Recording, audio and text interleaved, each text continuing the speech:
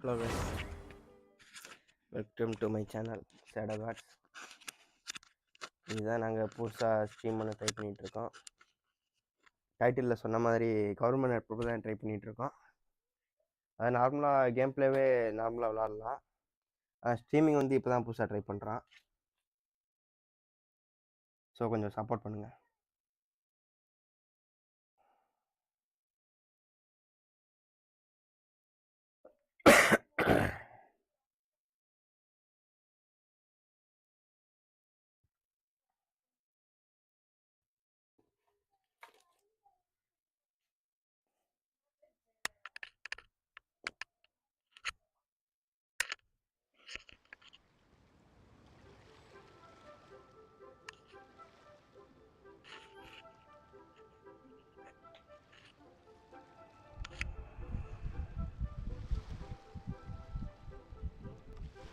Benny's adventure team, assemble!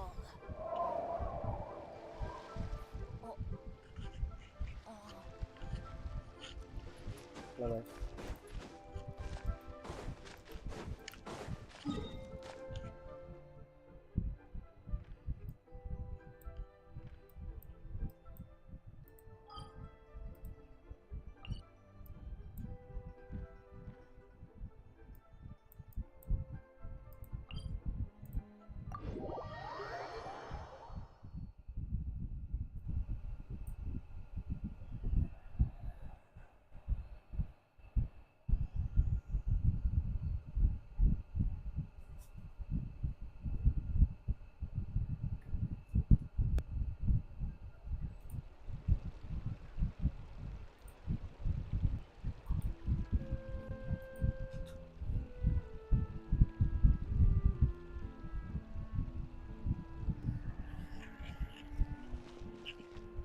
இப்போ நம்ம வந்து கான்டென்ட்டில் ஸ்டோரி கொஸ்ட்டு பாதையில் விட்டதுலேருந்து அதுலேருந்து நான் ஸ்டார்ட் பண்ண போகிறேன். அங்கே பேசலாம்.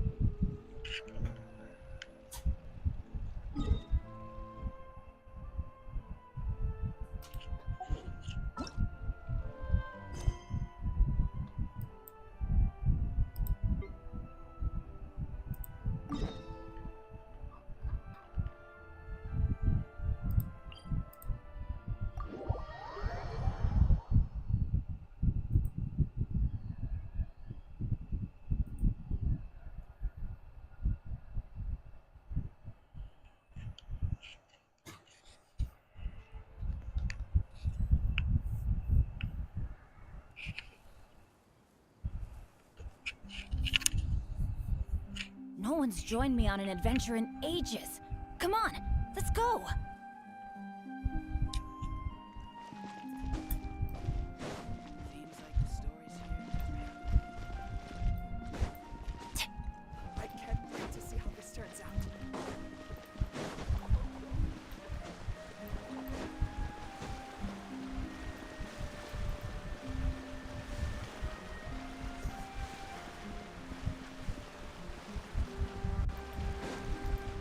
We go!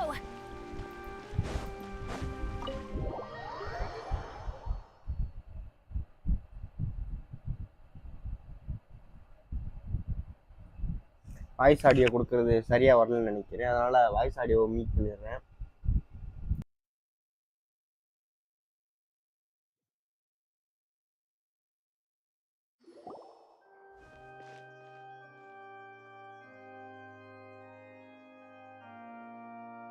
Traveler in Paimon, good to see you. I knew you two would come.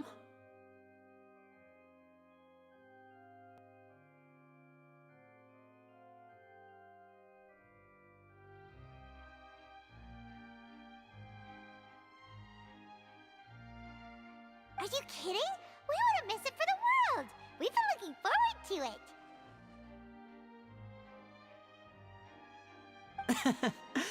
I can tell, judging by how early you've arrived. But you're actually right on time. The audience still hasn't started entering the venue yet, which means now is the perfect chance for us to take you to the best seats in the house. Wait just a moment, I'll fetch the tickets.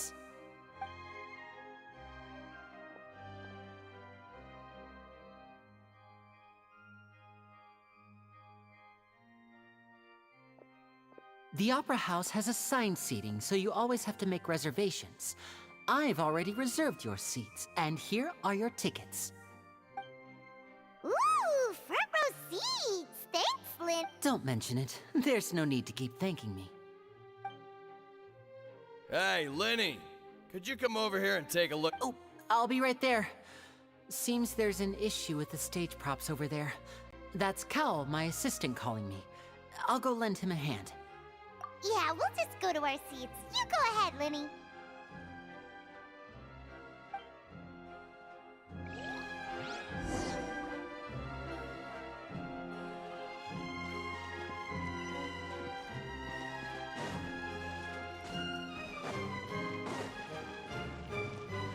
Adventure time! Off we go!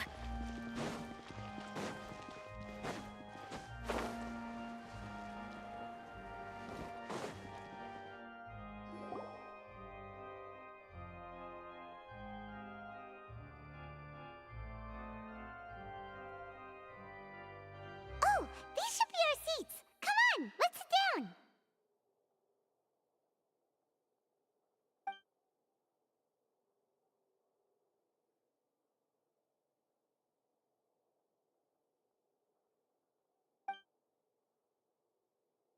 Uh,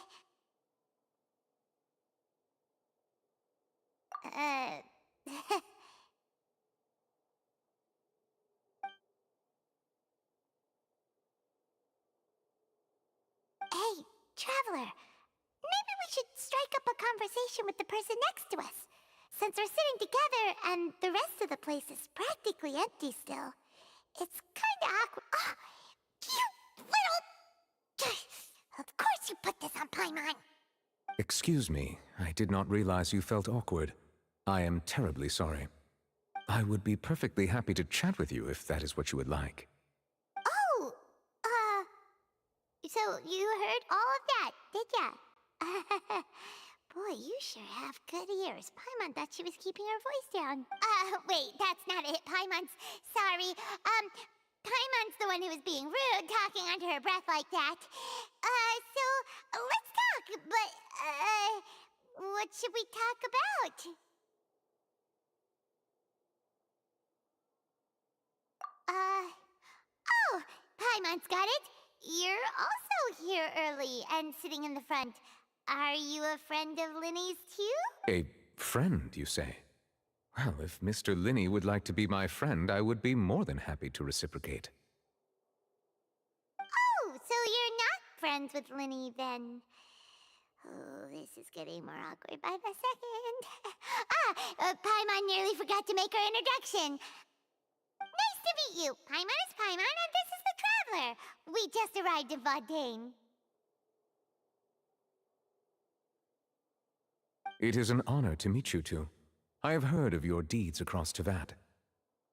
And as required by proper etiquette, I will also introduce myself. I am... Oh, Monsieur Nervillet! What an honor it is to have you here to see my show! Ah, Mr. Linney. I should say it is in fact an honor for me to see your performance in person. Wait, Nervillet? Could he be... I saw you all chatting just now, but it seems you still don't know who Monsieur Nervillet is. Allow me to introduce you to Fontaine's Chief Justice. That seat is always reserved for him. It wouldn't be too much to say that he's the symbol of justice and honesty here in Fontaine. Whoa! Sorry for being so rude just now. Paimon had no idea you were such an important person. No offense taken. Being Chief Justice is merely what I do for work. Nearly every person has their usual reserved seat, so I'm not so special, really. And by the way, I should probably let you know, even though I would prefer not to. There's someone sitting up there in the VIP seats that has been striking a pose for quite a while now. I believe she is trying to give you a most elegant and impressive first impression. So I think you should take notice of her sooner rather than later, otherwise she may become flustered.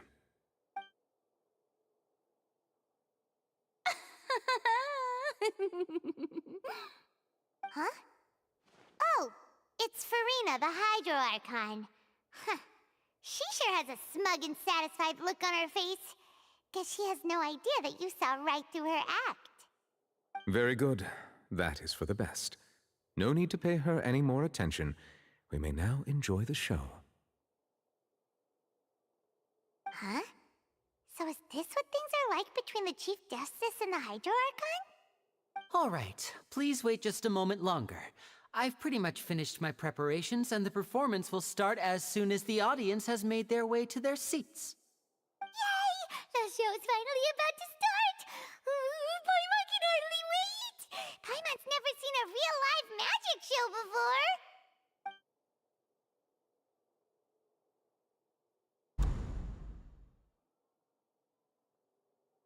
Oh! They're dimming the lights! The show must be starting!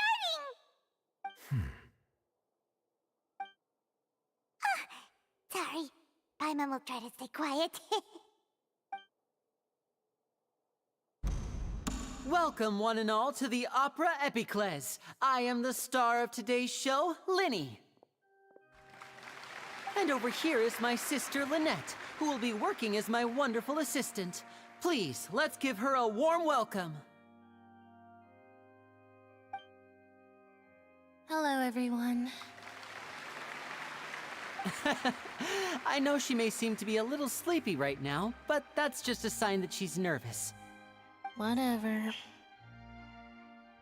Now, some of you may be thinking, two vision holders who can freely manipulate elemental powers performing magic is not true magic at all.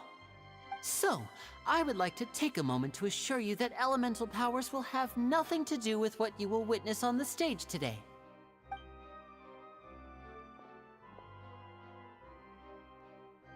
Both Lynette and myself have removed our visions for the show. That way, even the gods won't be able to help us. Oh, good point. That's what makes the show real magic. Now, without further ado, let the show begin. Lynette will now exit the stage to make some preparations. I know you might miss her, but don't worry. She'll be coming right back on stage momentarily. Perhaps in an unexpected way. I'm sure she'll be stealing the spotlight soon enough. Oh, and before I forget, there's one more thing I should say. You never know what can happen in the blink of an eye.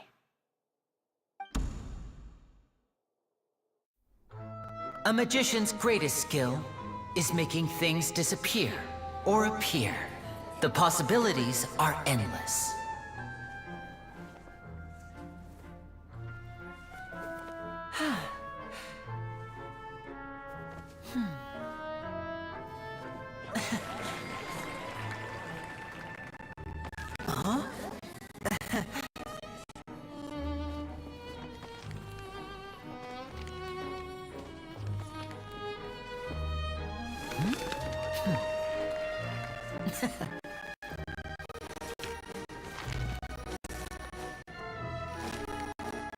But this isn't what you came for. These little tricks, you've seen them all before. So it's time for something truly extraordinary, don't you think? This one's a little tricky.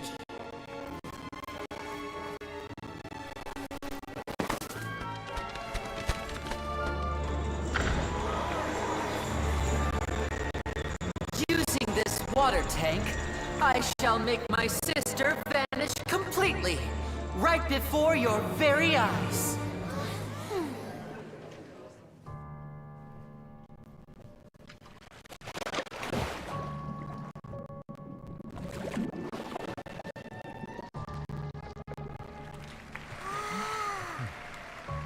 It's actually quite simple. She'll just turn into air bubbles and float right out of the top.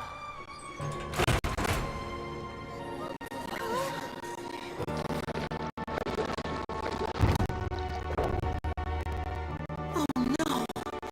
I told them to check all the props carefully. With the lid on, even air can't escape. An amateur magician would be getting very nervous right around now. Luckily, it's me on on stage, so let me show you what a true virtuoso can do.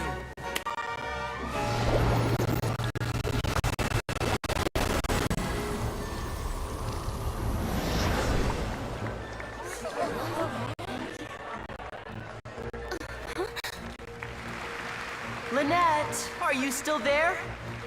Don't go too far. We don't want to use up all our magic. Hi. I'm back. Uh-huh.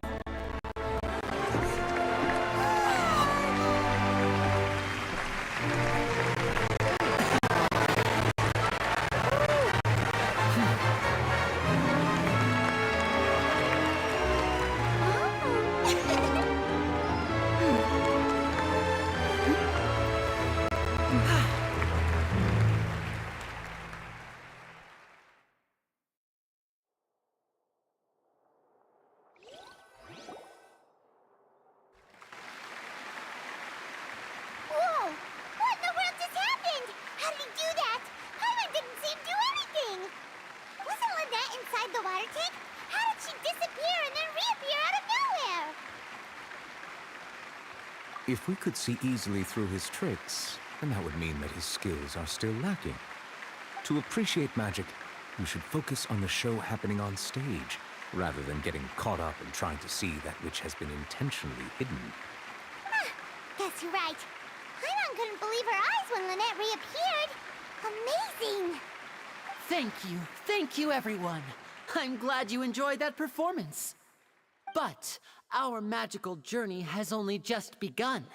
I've prepared even more astonishing surprises for everyone here. The magic of transformation and disappearance can go far beyond what you've just seen.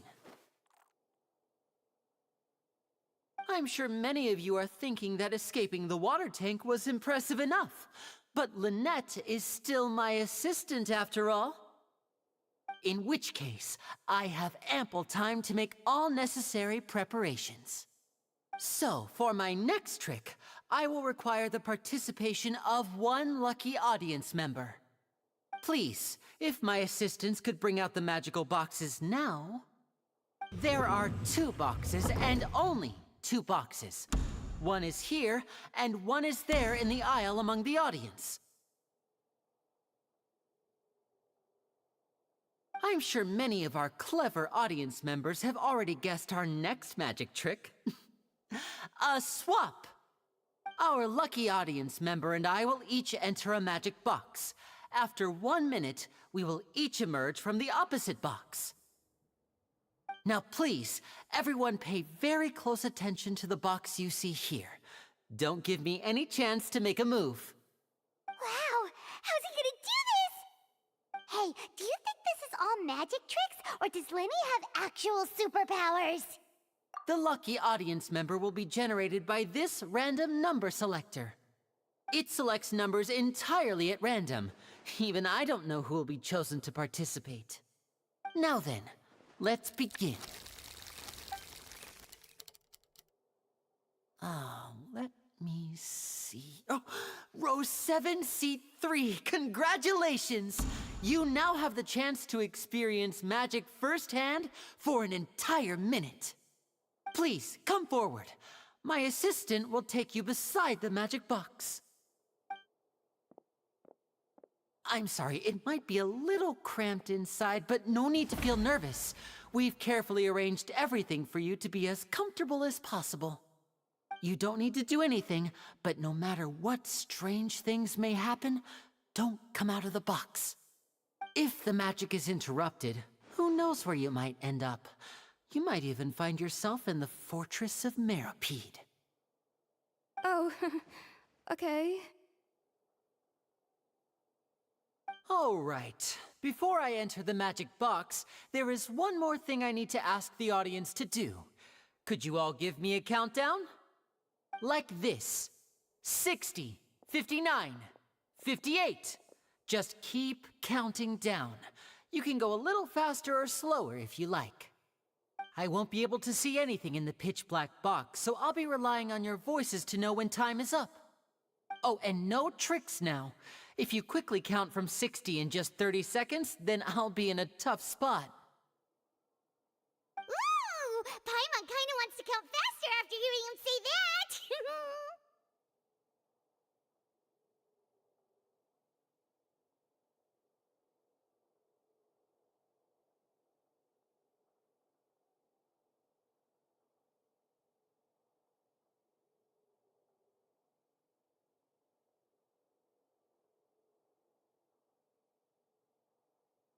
No, that won't do.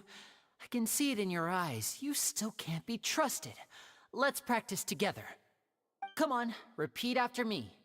60, 59, 58. 60, 59, 58! That's right, perfect. Keep it going. All right, I'll see you all on the other side once you've finished counting.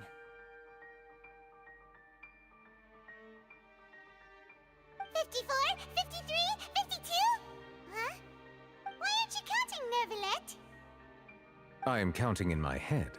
I think things are exciting enough in here as it is. Merely a consequence of my identity and personality. Do not worry about me.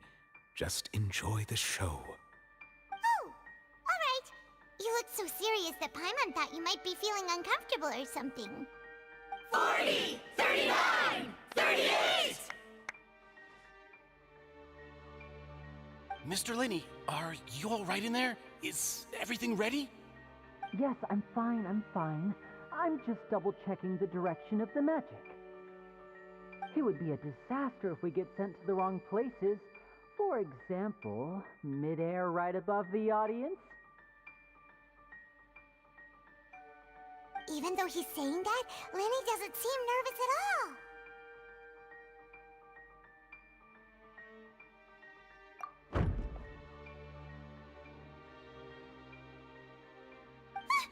What was that noise? Did you hear it too? Not sure. Anyway, it doesn't seem like anyone's worried about it.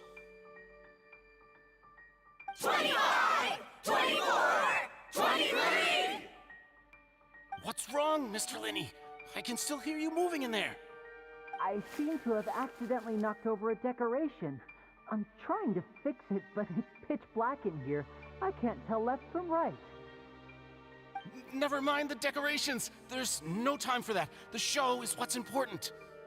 No, that's unacceptable. I want my show to be perfect. Don't worry, we still have 20 seconds. Hear them counting? 19! 18! 17! It seems things aren't quite going as planned. I apologize, everyone. It feels like you're all starting to count faster, but that's all right. I know it can be tiring to do such a long countdown. 10 seconds and change is still plenty of time. 10! Almost there now. Whew. Swapping two people is harder work than you might think. Even a master magician like me can't guarantee I'll get it right the first time. Hey, wait! Is this the back one? I can't tell. They both look the same inside. Huh? No, that's not it. I'll try again. 7! Hey, slow down! Honestly! 5! 4! 3! Whoops! That doesn't count! 0!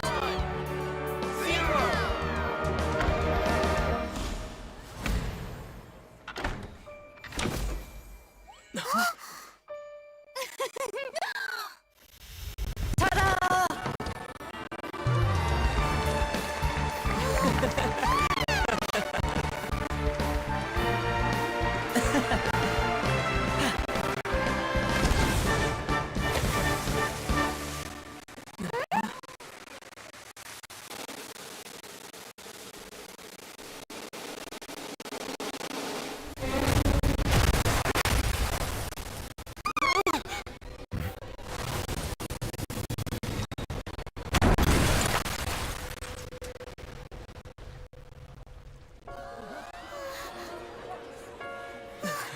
What happened?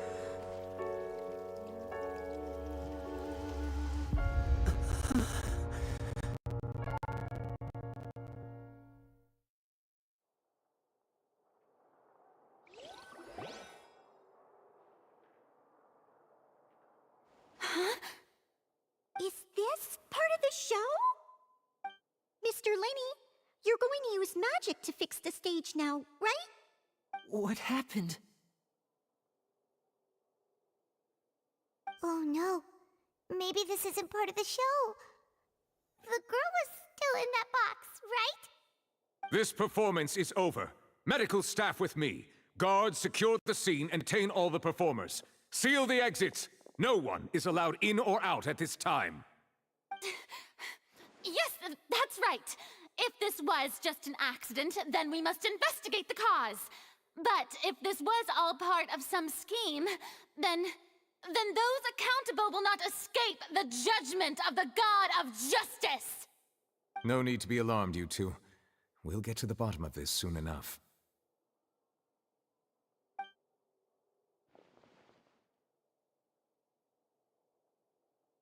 Unfortunately, the person who is in the magic box has been pronounced dead. His name was Cowell, one of the assistants in Linny's magic troupe. Apparently, the fireworks on stage ignited the ropes that were suspending the water tank, which then caused the tank to fall onto the stage. As of now, we are still not sure why we found Cowell in the box, rather than the guest from the audience. And after an initial search of the area, the guards have confirmed that the girl is nowhere to be found. It appears that this incident was not merely some mishap with the performance. And there are many indications that it is connected with the case of the serial disappearances of young women. The serial disappearances case? That's the case that Charlotte mentioned before!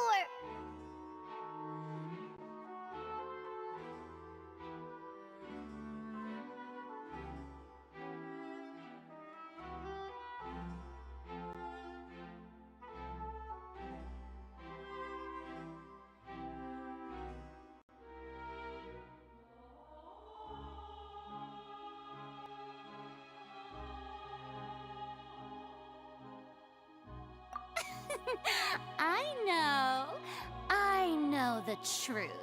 I can see through the whole thing. Really, using such a shallow and obvious mystery as his finale. Did he really underestimate us that badly? I say that our powerful magician, Mr. Linny, is now the prime suspect for the serial disappearances case. Huh? Why me? This whole thing was an accident.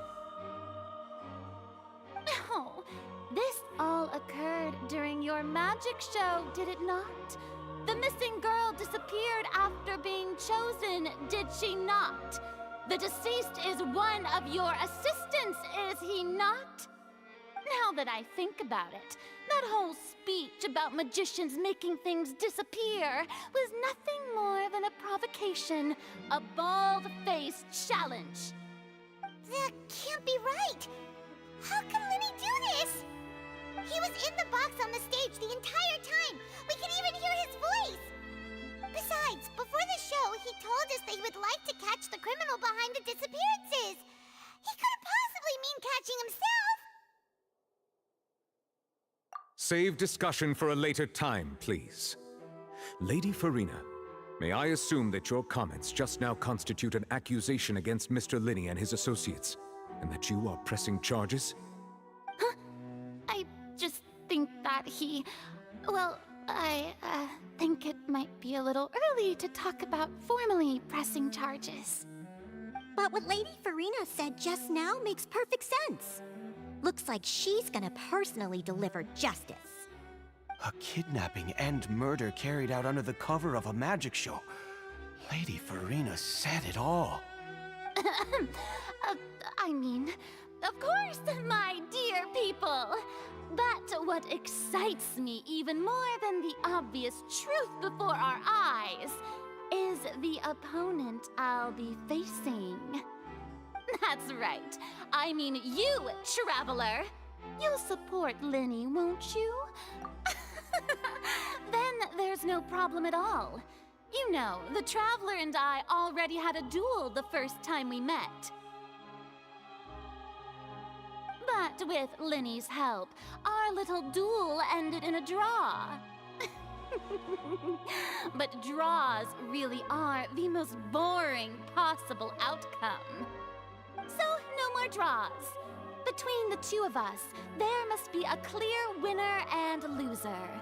And what better place to hold such a riveting showdown and decide the true victor than here, on the grandest of stages, the Opera Epiclese.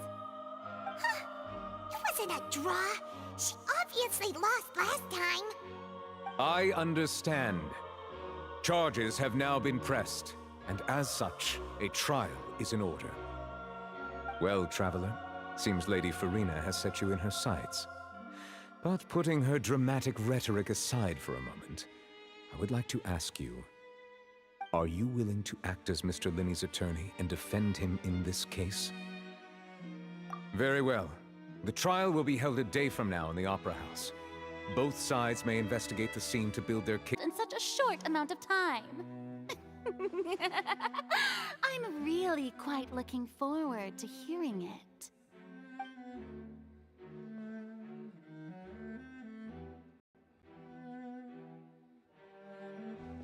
Linny!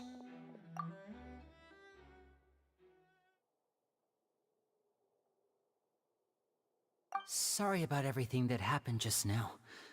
Were you frightened? Of course! Who wouldn't be scared after witnessing an accident like that?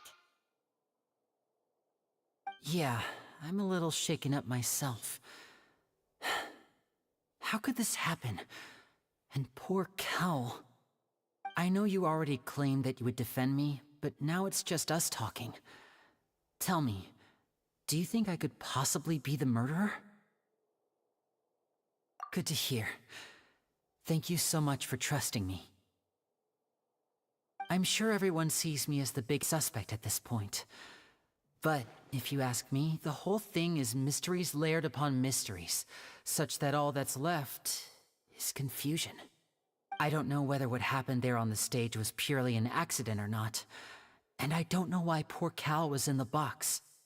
As for how that girl chosen from the audience could suddenly disappear, I'm afraid I don't have any answers either. If someone tampered with my performance, then we need to figure out what they did. Even a skilled and knowledgeable magician like myself couldn't pull all that off in just 1 minute.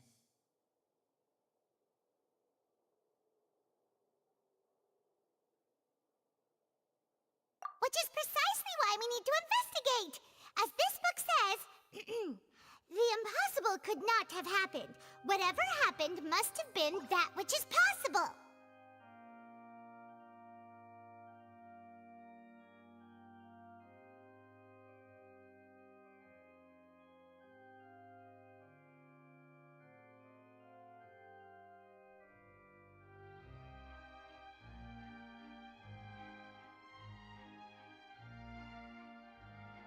Paimon bought them when we were reading at the bookshop in the city earlier. Pretty cool, huh? Don't worry, Paimon used her own savings to buy them. It wasn't from our travel funds. I think they look cute on you, Paimon. You have good taste, Lynette. That's the right attitude. Feeling depressed isn't going to help me now. I need to get back to my normal self. But with the guards watching our every move, it's going to be especially difficult for Lynette and I to prove our own innocence. Good thing you agreed to be our attorneys. Thanks for that. We'll be counting on you. Yes, thank you so much.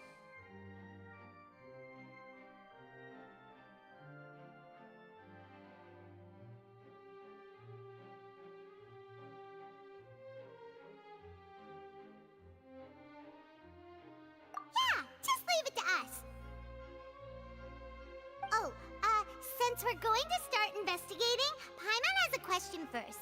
Where did Lynette go during the performance?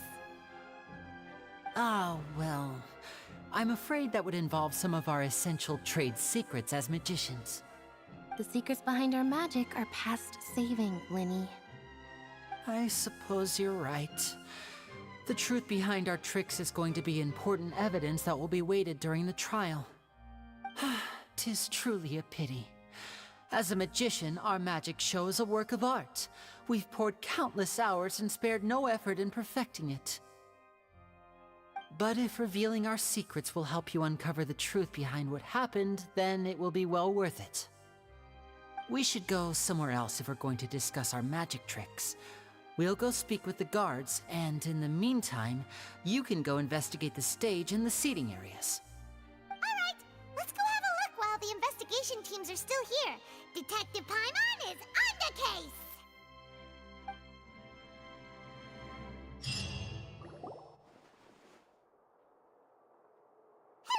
officer. How's the investigation going?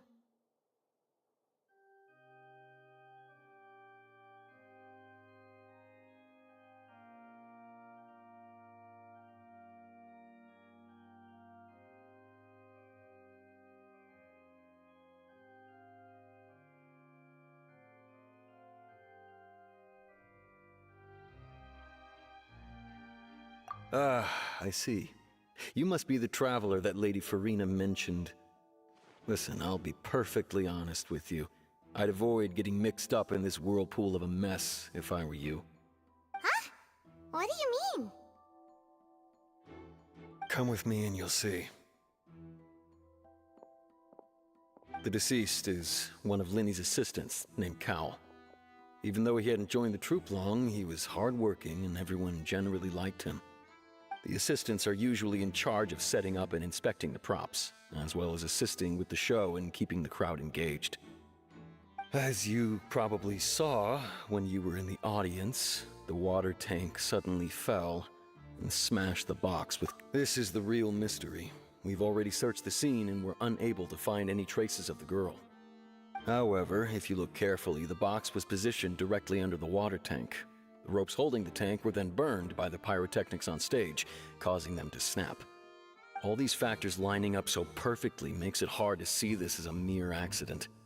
If anything, the more logical explanation is that the whole incident was intentionally planned, and Linny is the most likely person to have access to all these areas. But he doesn't have a motive. Are you both good friends of his? Well, you can't say we're good friends, but we've known each other for a little while. So in just a short time, he was not only able to win your trust, but even convince you to act as his attorneys. I know there's no such thing as magic. The real trick of a magician is holding the audience in the palm of their hand. I've seen a lot of cases, and I can tell you that people are the least reliable kind of evidence.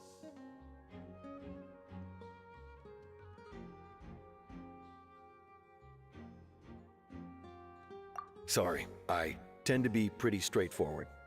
Just know that I'm warning you for your own good. Anyway, you may investigate the scene of the crime yourselves if you're curious. Who knows, maybe you'll be able to come up with some new evidence.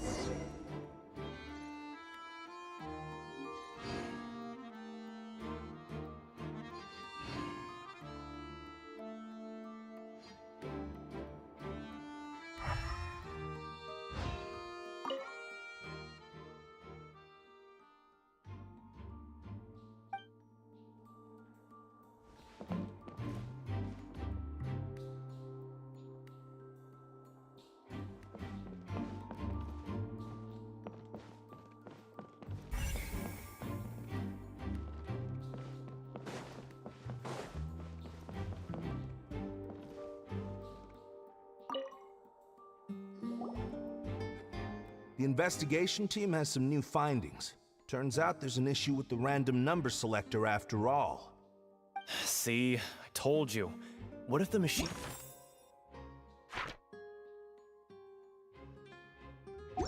picked some big guy's seat? You think the murderer would have still made his move then? Sorry to interrupt, but we're helping Linny and Lynette with their side of the investigation. What were you saying about the number selector? There's something wrong with it? You're trying to help them? That'll be a tall order. Linny used the machine to pick a random member of the audience during his performance, right? The lucky girl that later disappeared. Well, We thought there might be a serious problem with the machine, so we had it taken away for... It turns out that the seat number it picked wasn't random at all. The machine picks that same number every time. I'm sure you already know that you have to make a reservation in advance to get a seat, regardless of whether it's a trial or some performance. In other words, Linny knew who would be sitting where from the very beginning. That much checks out. Linny reserved our seats for us, too. Bet you see why I was saying it'd be tough to make a case for Linny. Even though it's bad for Linny's case, Paimon had better write it down.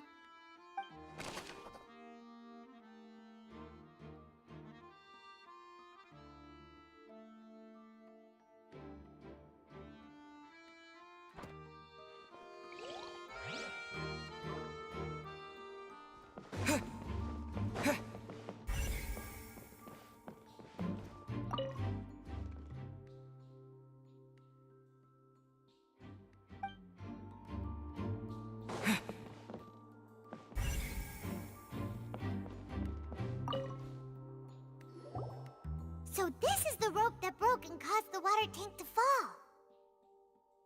The rope looks pretty durable.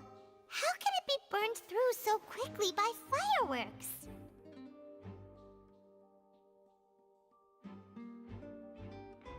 Why are you suddenly so serious, Traveler?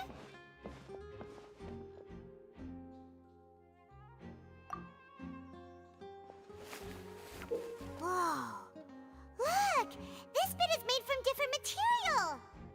Most of it was burned away, but there's still a little bit of it left.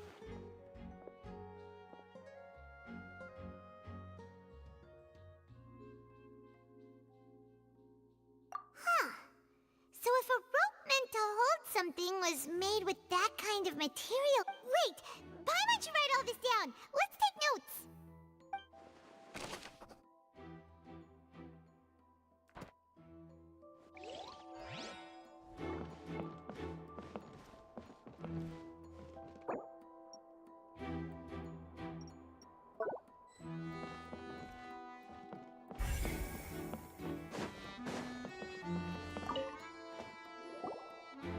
Hello there! What are you investigating? Oh, this location has also been cordoned off because the Magic Troupe members are currently considered prime suspects. The investigation team is still collecting evidence. The seats were all booked in advance, so we were able to deduce the missing woman's identity by checking the guest list. Sure, it's not like this is confidential information. We will publish it later anyway when we petition the public to help us find the missing person. Her name is Halsey. She's a painter from Fontaine who's made a bit of a name for herself. Apparently, she wasn't a regular at the Opera House, but she'd been feeling some pressure with her work lately, which made her decide to come see the magic show. The Magic Troupe members all claim not to know her. We have looked into her social connections. It seems that she has no personal grievances or conflicts of interest with the suspects. Simply put, she wasn't related to the Magic Troupe at all, which matches the features of the previous serial disappearances. Were the victims of previous cases also chosen at random? That's how it seems to us, in any case. Apart from the fact that they were all young women of around the same age range, there really weren't any other connections between them. Okay then.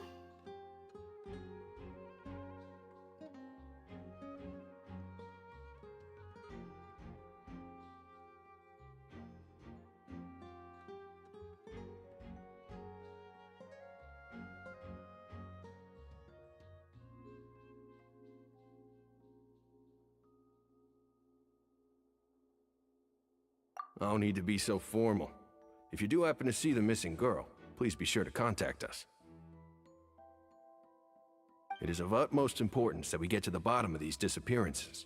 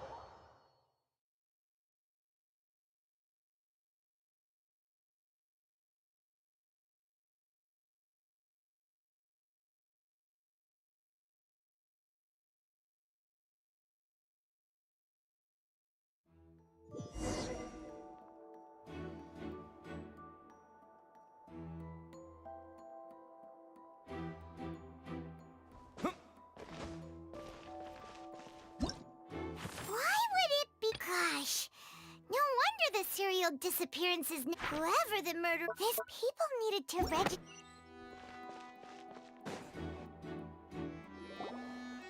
Hey, you! Yes, both of you! Over here! I've been keeping an eye on you for a while now. Huh? You mean us? That's right. If I'm not mistaken, you're also among those who wish to cut down the thorns and pursue the truth.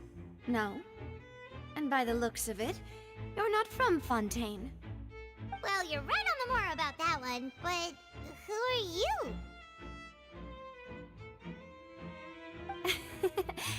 Have you never heard of the Spina di Rosula? From mediating disputes and providing protection to solving conundrums, you name it, Spina di Rosula does it. And I, Navia, have the honor of being its renowned president. Though those who play by our rules call me boss. I'm Silver, her attendant. Pleased to meet you. And I'm Melus. Demoiselle's various daily needs and affairs are under my purview. Huh? Boss? Demoiselle? What gives with the names? Well, I am the second generation president. Melus and the others are still used to my previous title. My apologies, Demoiselle. Should you prefer, boss, I will endeavor to use that instead. No, no need. You don't have to call me boss. Just Navia is fine. Okay, if you say so. Not that we're members of Spina di Rosula anyway. All merely trifling details. Never mind. Now, back to the situation at hand. That's right. I've always kept an eye on the serial disappearance cases. My interest stems from a matter back from my father's time. Judging from the look of things, I find Linny an unlikely mastermind. Really? We think so too! That's why we're looking for clues now. But how did you come to that conclusion? Intuition, naturally. My unparalleled intuition.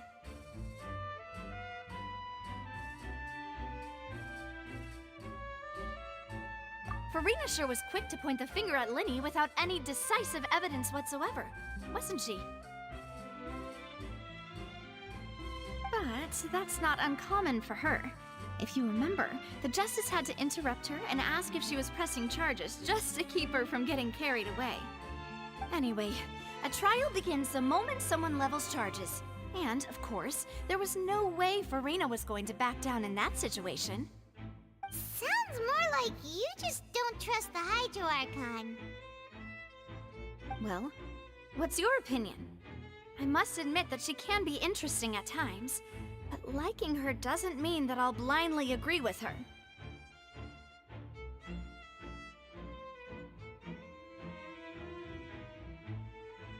All right, I've answered your question. Now, it's time you answer mine. Wait a minute, did that answer count? Well, I say it does. But don't worry, you won't hear any pointless questions from me. In your opinion, do you think it's right to treat a trial like it's an opera?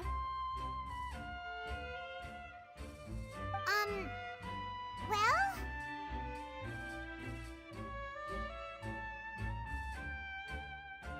And why would that be?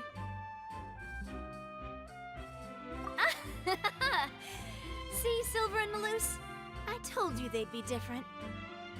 Most astute of you, Demoiselle. I too think that the Traveler's response was most excellent.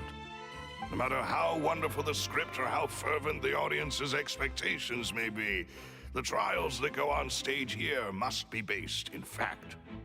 And if that can be done, boss, then... All right, that's quite enough, Melus. Anyway, I like your answer. You passed with flying colors. Now, I need to make some preparations, following which our joint investigation shall commence. You two shall be my assistants. Wait! Since when did we become assistants?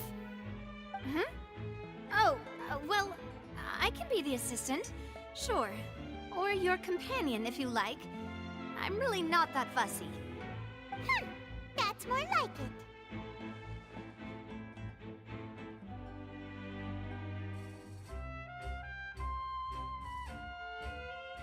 Far be it from me to brag, but I believe that Demoiselle's intuition will be instrumental in uncovering the truth. You wish to save a friend from false accusations, and we wish to unravel the disappearances. In this sense, our goals are aligned. You have a point. You're quite the talker, aren't you, mister? And what about you over there? What do you think? You seem like you've got something on your mind.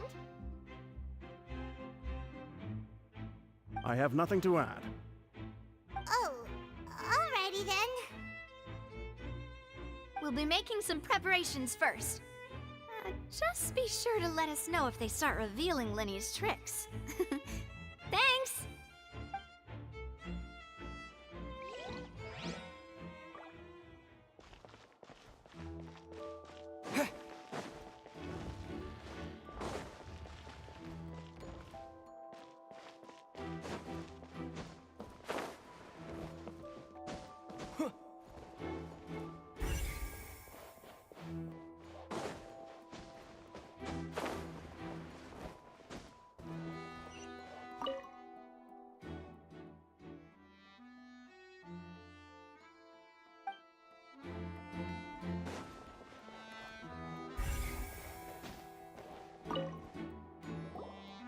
I see that you're investigating the area.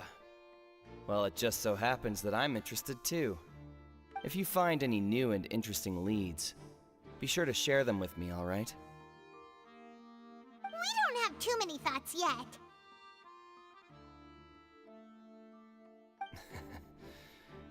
Then why don't I tell you my hypothesis first? The way I see it. And I'll start it with that loud thud. The thud? Oh, you mean the sound that happened during the countdown? Yes, exactly. It wasn't terribly loud, but I suspect that most people heard it. It's just that everyone was awaiting the results of Lenny's trick with bated breath, so no one paid it much mind. But now that the incident has happened, the thud has become an important clue. That makes sense. So, what do you make of it? I'm of the opinion that it may have been the sound of Lenny's accomplice. Lynette, perhaps. Jumping atop the water tank, or something like that. And when the pyrotechnics went off, she cut the rope, sending the water tank crashing down. Wait, wasn't the noise we heard too loud for that? Perhaps the balance wasn't right, leading to a particularly rough landing.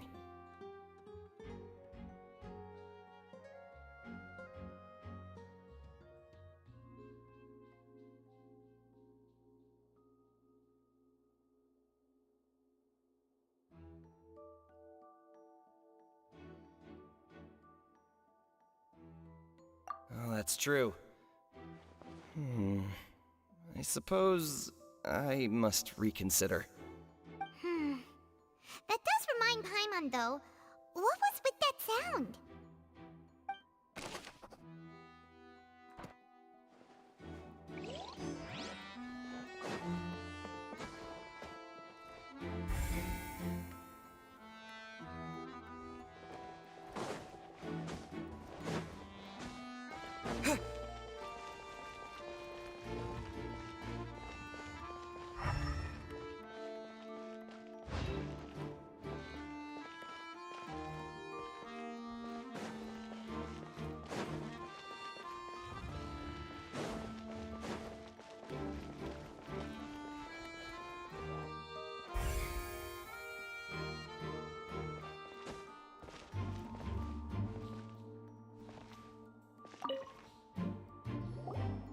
Sorry, but no one can freely enter or exit the Opera House at the moment. No, we're not leaving.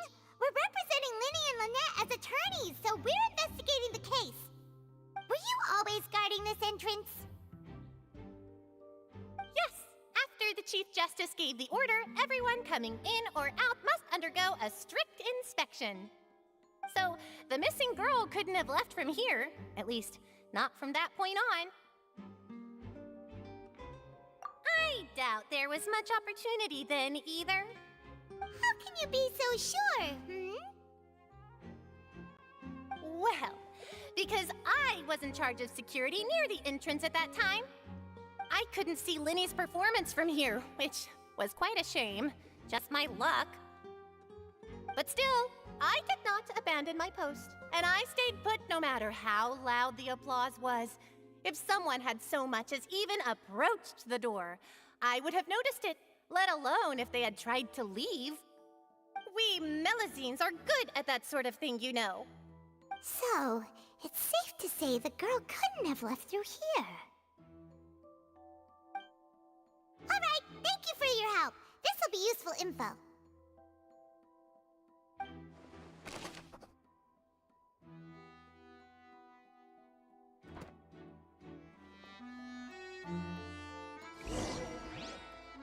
We've checked everything of note here at the performance venue. Paimon wonders how Linny's discussion with the guards is going. Let's go see, shall we? Ooh, things are getting interesting, huh? We're about to see how magic is made. Understood. Then I will be going with you. Just so you're aware, I will be monitoring your actions and making notes as necessary. Very good. Thanks for being so agreeable. I'd pull a rose out of my hat as a gift for you if I could. You may spare the pleasantries. I'm just doing my job. You've arrived. Who's this? Me? I'm Spina di Rosula's guardian angel. If you've got a problem, I've got the firepower. Sorry, I got a little carried away there. Call me Navia. I'm a partner of theirs, and will be helping investigate this whole situation. And these are my companions. Would you mind if they join as well? Fine by me.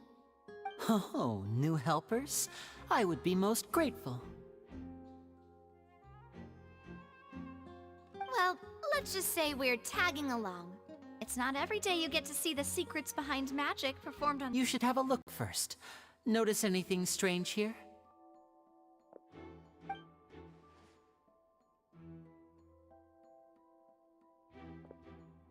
I'm not trying to be dramatic. Remembering the details of a trick will help you understand the methods used to perform it more easily. Huh. Weren't there balloons and other decorations here? Where did all that go? Ah, good eye. That said, you're still far from discovering the answer. The back? You mean the inside of the door? What's different about it? Paimon didn't notice anything. Very good indeed. I thought you might not be able to catch that, given that you were sitting in the first row. The back of this door was patterned. Those patterns are now gone, replaced by a smooth wooden board. So, if you put 2 and 2 together, what do you get?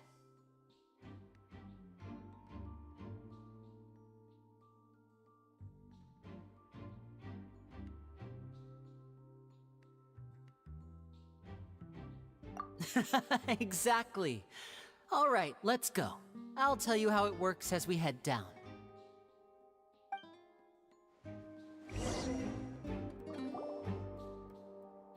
Oh, so there was a passageway under the magic box! I knew you'd figure out most of it as soon as you saw this place. The 2 magic boxes are positioned right above the 2 entrances of the tunnel. See this flatbed trolley? The box with the lucky audience member in it would be shuttled over to the other side using the trolley. This trolley can raise and lower and even rotate, ensuring that the box will face in the right direction. I see. So that's the purpose of the box inside another box. Precisely. The inner box would descend after the audience member was put inside and be moved along the trolley, all while the outer box would remain on stage as if nothing had ever changed. So that's how you did it! Once the box was lowered, the trolley would store some energy through this device here, with which it would complete the rest of the steps. The audience member would only be able to feel some slight movements in the dark, and by the time she walked out, she would already be back on stage. Right! You were talking that whole time, and you even came out for a moment near the end! Ah, yes. A phonograph operated by Lynette was used to achieve that effect. My assistant and I had already scripted our conversation beforehand. When the countdown began, I had already gone to the opposite box via a tunnel using that ladder. And what about Lynette? Where was she? I was in the mezzanine space in the back of the box. Oh, interesting! That's how we were able to coordinate Linny's lines with the assistant. And, by the way, I was the one who walked out of the box at the end. I mean, we are twins. All it takes is a change of clothes and no one can tell who's who. And that's my favorite part of this trick. Only Lynette and I can perform it. So that's how it all worked! Wow! Every detail you revealed was more amazing than the last! Lynette would briefly walk out of the box and then go back in, jumping into the tunnel and escaping before the box on the trolley could finish ascending. And then I walk out of the other box in the audience area, and the trick would be complete. The operative word here being would. But as you saw, Cal was in the box, not our audience member. She, on the other hand, mysteriously vanished. We really don't know how that happened. If not for that interlude, this would have been an astonishing trick. I probably never would have figured out how you pulled it off.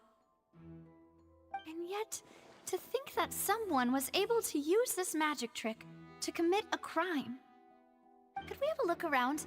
I think we can come up with some more leads. This is the scene of the crime, so Linny and Lynette are not permitted to stay here. I'll escort them back up. Yes, of course. No need to be so strict now. I won't disappear into thin air, you know. Thanks, everyone. We're counting on you.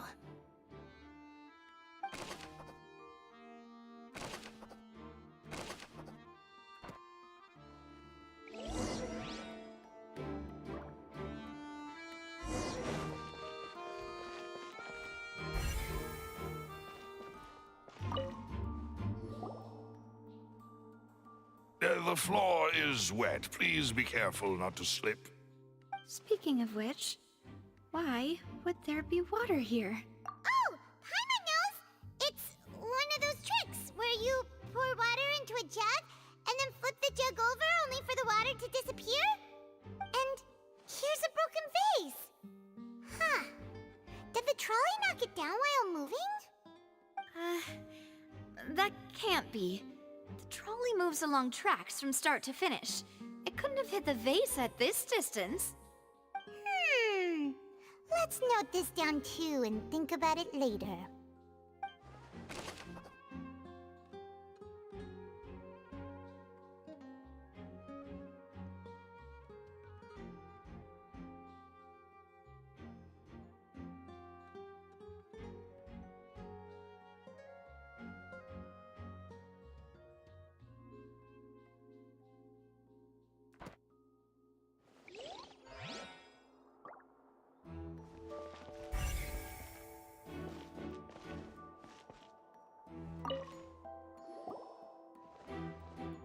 Oh, these are the clothes that the lady chosen from the audience was wearing, right?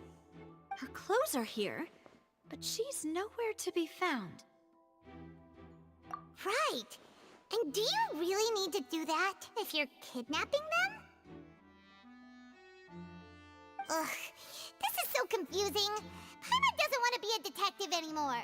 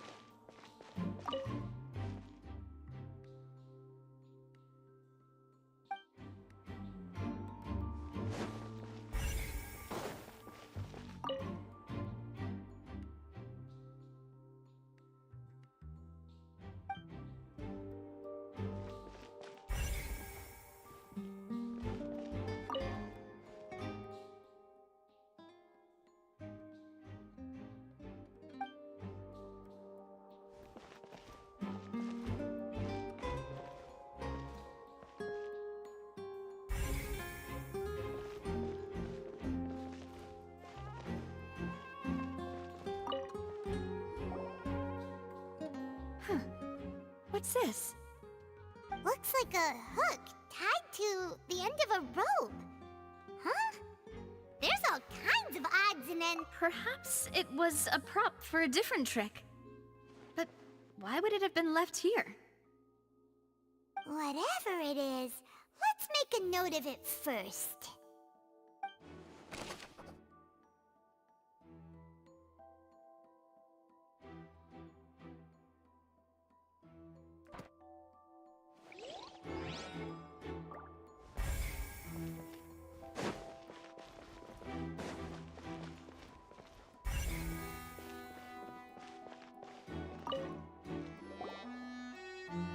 What is this place? It seems someone could fit through here. Huh. Could this have been the suspect's escape route? Alone, perhaps. But if they had to pull another person with them... But there are no other ways in or out of here.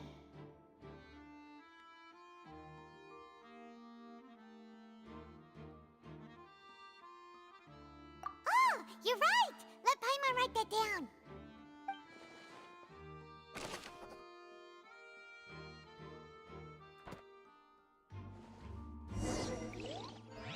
Seems we're just about done investigating down here.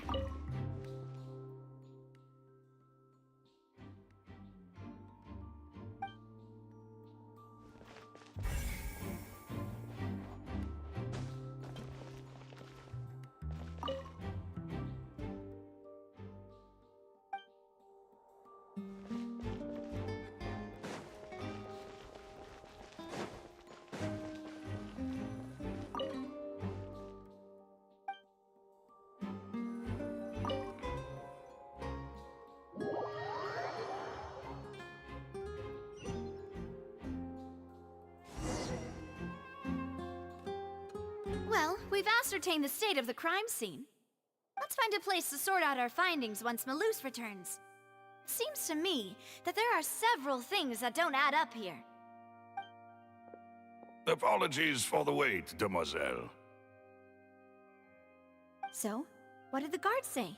Did the criminal escape through the vent? They believe the odds of that are very low, since the vent leads to the Opera House's basement. The guards have checked the area carefully. No one left through the basement during the performance or after the incident, and no one was found hiding there. So the tunnels become like a secret chamber then! You know, like the kind you usually see in novels!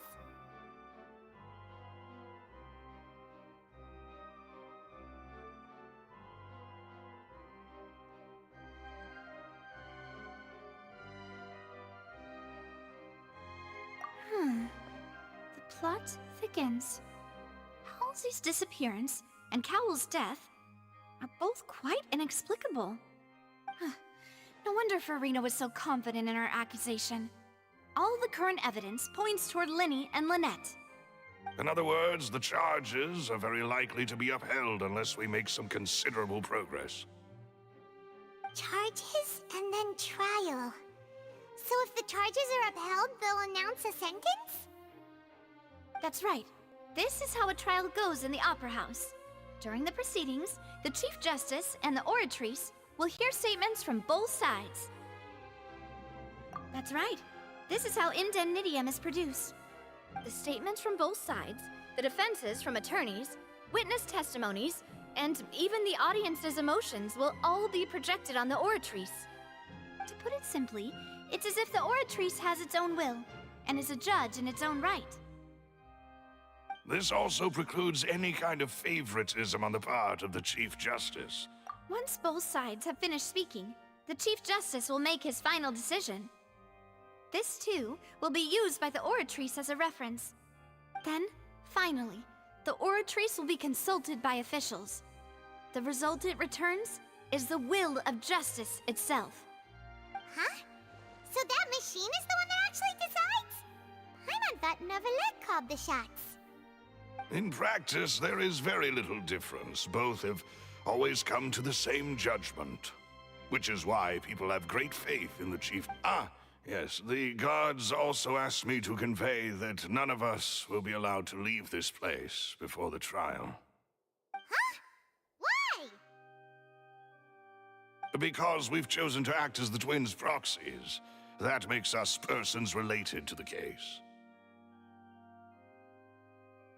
They're concerned that we might be colluding with outside parties, or that we might find outside help to disrupt the case. And even if that were not so, it could prove problematic if we happen to spread key information about the case ahead of time. I'm ready to break out at any time. Whoa, whoa! There's no need for that! Paimon thinks they have a point! That said, are they providing food? Of course. I just hope you don't mind the lack of options. I'm afraid that catering to all tastes is not in the cards, nor is any guarantee of balanced nutrition. In that case, let's just sort out our findings together here. Pity. I was hoping to take you to try some of Fontaine's famous desserts, too. I mean, what better way to properly think through our findings than over some tea and sweets? Huh.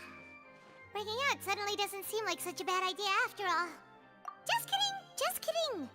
Paimon will still do her best, even if there are no snacks. What do you mean, no snacks? Of course we'll have snacks. If we cannot buy some, then we'll simply make some. Huh? Here? But how? Understood, Demoiselle. Everyone, please come with me.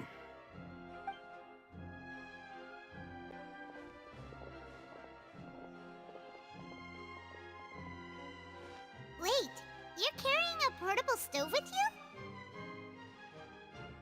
Yes, I must be prepared to meet the Demoiselle's baking needs whenever the fancy strikes her.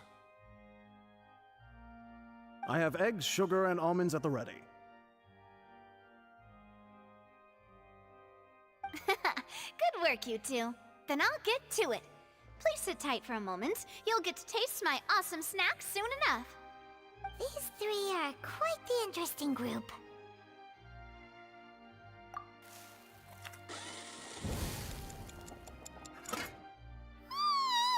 And Paimon thought it smelled good while it was still in the oven! Oh, it's even better now. Paimon can't stop drooling. From the way you had these two guys carrying all that stuff around, Paimon thought you'd have them do more during the baking process. But you ended up doing the entire thing by yourself! Beating the egg whites, grinding almonds, everything! I was applauding. And I was giving encouraging smiles.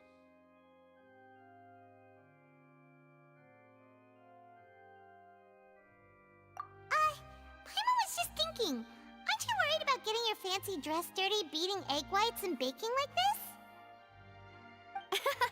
Well, I don't think it's carved in stone anywhere that fancy ladies can only read books, sip tea, ride horses, and play the piano.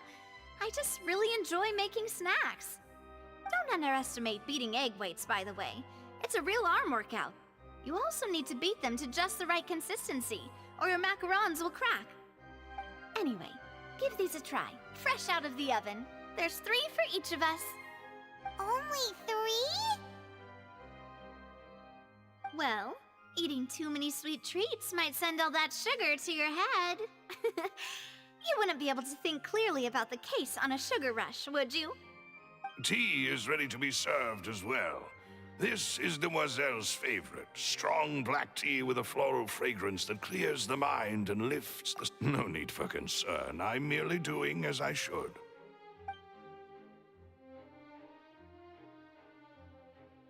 All right then. Down to business. As Paimon mentioned previously, the tunnel seems to be something of a secret chamber. However, we can assume that Linny and Lynette were not alone within it. Some criminal also occupied its sealed confines. The magician twins could have committed the crimes, of course, but they lack any logical motive. Exactly! Why would they do such a thing right when everyone was watching? The flower vase and the thud we heard during the performance could indicate some altercation between Halsey and the criminal in the tunnel, resulting in the shattering of the vase, the discarding of her clothes, and her abduction. Perhaps the criminal thought that since she was chosen from the crowd, she would be too easy to identify if she was still wearing the same clothes. Paimon thinks that makes sense, but the real trouble is... True. None of the clues we found thus far support the existence of this third person. But the only people left to consider are both technically victims, whether it's the missing girl, Halsey, or poor Cowl. Huh. Could Halsey have secretly made modifications to the magic props in order to murder Cowl? That's right. And even if she had tampered with the setup, she would need to understand the entire trick to pull it off. Nor does she have any motive. The guard said that she has never had any dealings with the magic troop's members.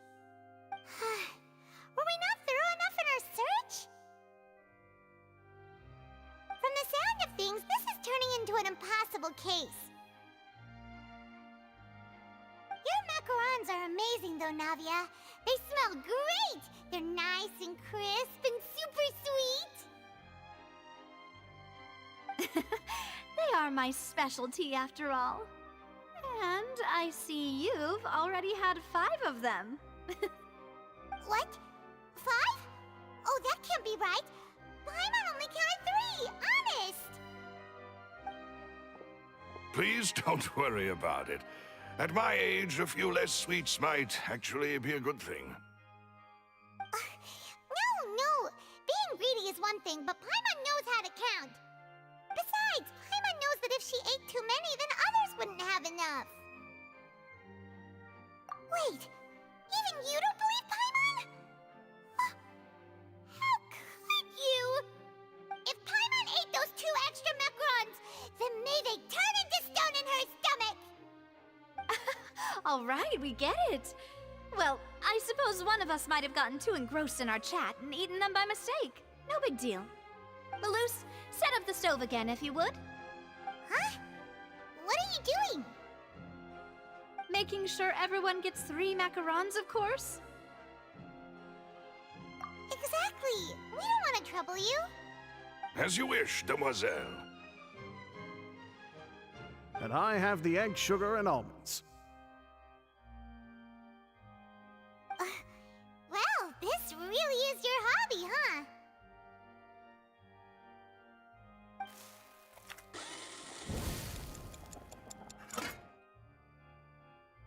Well, that's it for snack time.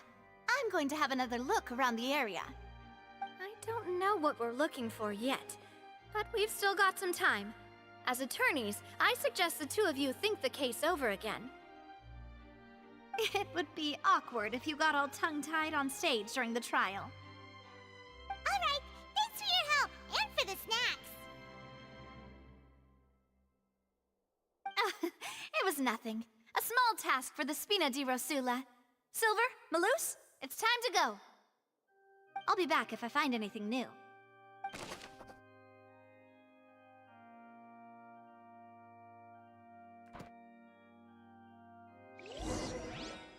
All right, it's time to put our heads together.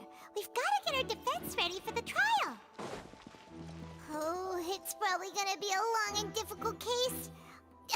There's no point in worrying about that now. We just need to prepare.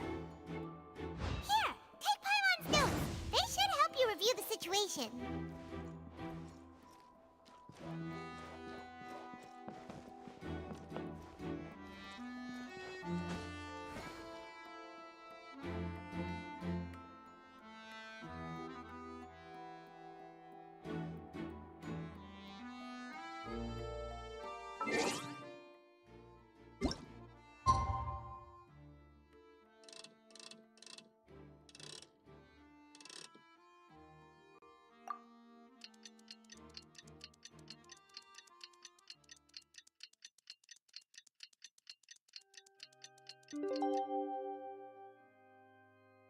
Oh.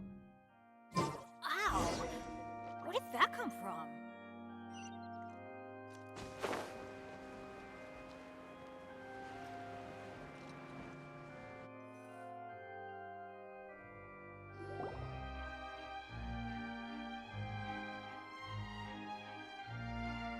What do we do? The whole situation is so confusing. Good plan. Impossible things don't just happen. We'll get to the truth one way or another. Just relax. Even if everyone else suspects Lenny and Lynette, at least we will be supporting them from the stands. Besides, I doubt Farina understands any more about what happened than we do. Thanks, Navia. Well, we'll be going then. Best of luck to you.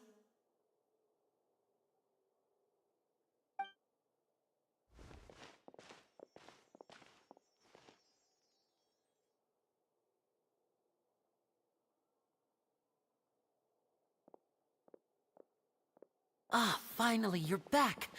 Well, how did your investigation go? To be honest, you might be disappointed. No. We're already very grateful that you were willing to help. Well now, don't you all look disappointed? Don't tell me that your investigation came up empty-handed. That was to be expected, of course. The guilty can never produce proof of their innocence. But don't let that stop you. I shall be terribly disappointed should you, my most anticipated foe, concede so easily. Since both parties are present, I declare that the trial regarding the magic show incident is now in session. Firstly, in order for the audience to understand the causes and results of the incident, could we please have Mr. Linney explain the trick? Yes, of course. I will explain while Lynette demonstrates on stage. All the necessary items have been prepared.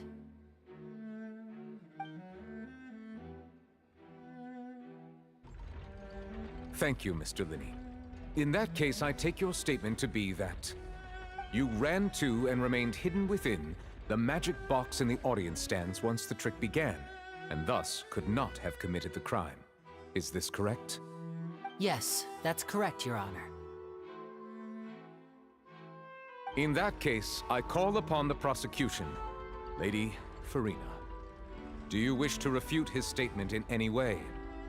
Why, of course I do. Allow me to take the first shot and break this case wide open. Mr. Linney is clearly lying. There is no way you could have been in the box the whole time if you were to abduct Halsey and murder Cowell. In fact, I'd say you were hardly in that tunnel at all. That is simply your hypothesis based on the presumption that I'm guilty. Oh, is that so? And if I may ask, what did you hear while you were inside your box? The roaring countdown of the crowd, of course. That's how I kept track of the time and built anticipation for the finale. And you didn't hear anything else at all?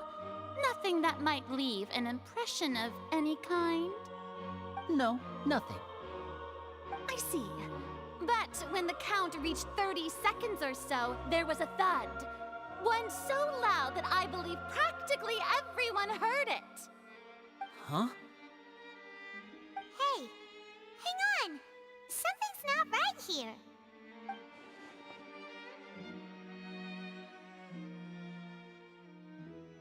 Yeah, I'm sure he could have heard a noise that loud from inside the box.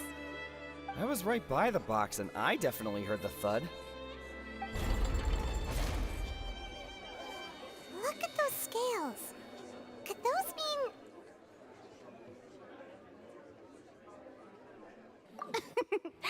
Well then, ladies and gentlemen, allow me to use the words of the magician himself. You never know what can happen in the blink of an eye. Indeed, it seems his alibi can also collapse in the blink of an eye.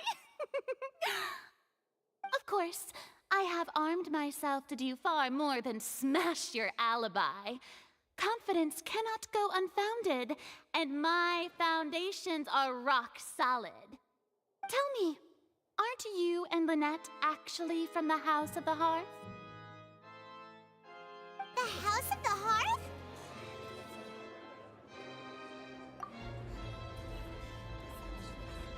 No wonder they did something like this. So the serial disappearances were the Fatsui's doing. Now it all makes sense. I've got a feeling that what happened on stage probably wasn't just an accident. that's irrelevant. Our identities have nothing to do with what happened. Indeed. Then perhaps you could tell us everything that happened during that 1 minute.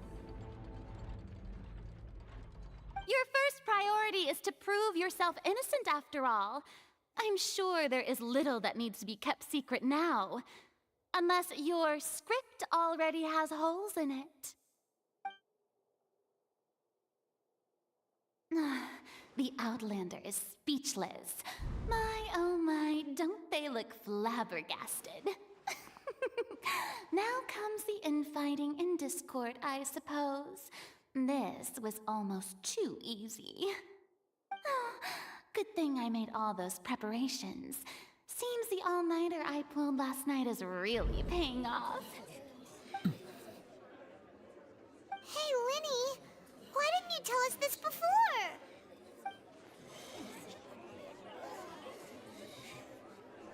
Order! Order! Mr. Linney, allow me to re-establish the facts.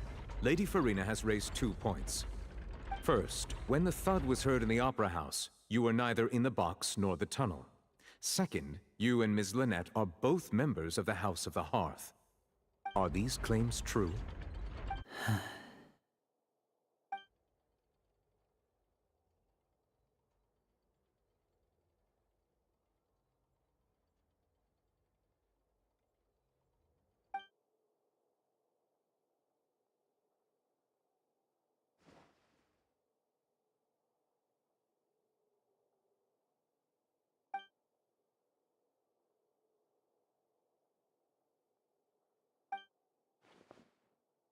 Please answer my question, Mr. Linney.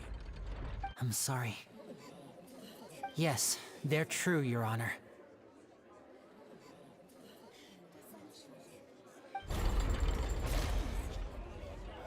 I knew it! Well, that's it. We might as well move on to the sentencing already. What should we do now? Granted.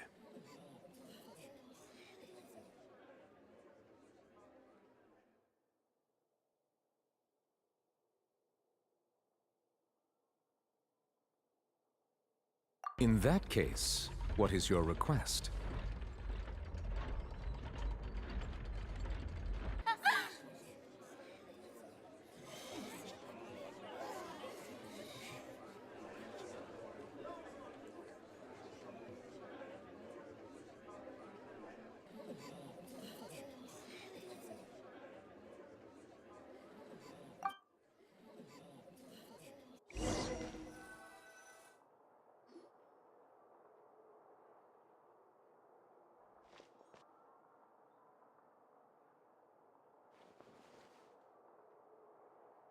Well, this is awkward.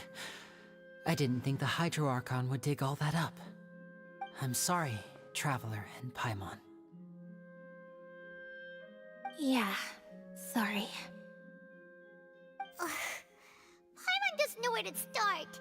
We trusted you two. We based our entire reasoning on the assumption that you weren't bad guys. Not to set the wrong tone or anything, but Paimon's really mad! I'm very sorry. I know you're angry, and reasonably so, but please, let me explain. I know you've clashed with the Fatui several times before. I wouldn't be surprised if just hearing the word is enough to make you upset. But our organization is very, very large, and the Harbingers have very different personalities and goals.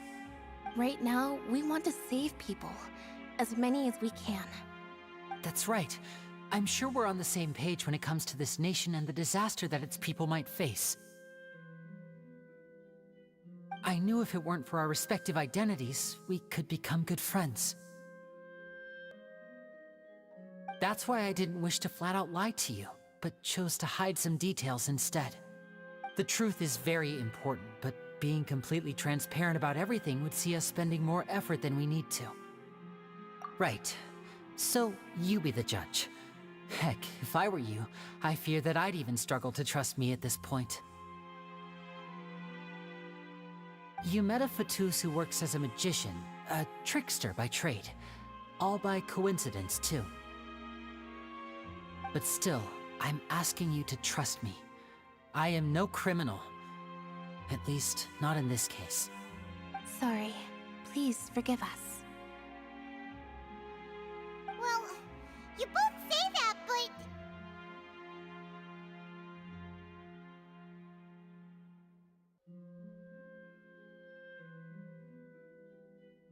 Right. Let's hear your answer first, and no lies now! Of course. I'll answer any question you ask. We've been trying to find out how the Oratrice operates. We want to know why it has a consciousness. Why can it deliver sentences accurately? During our investigations, we learned that the machine's core is beneath it.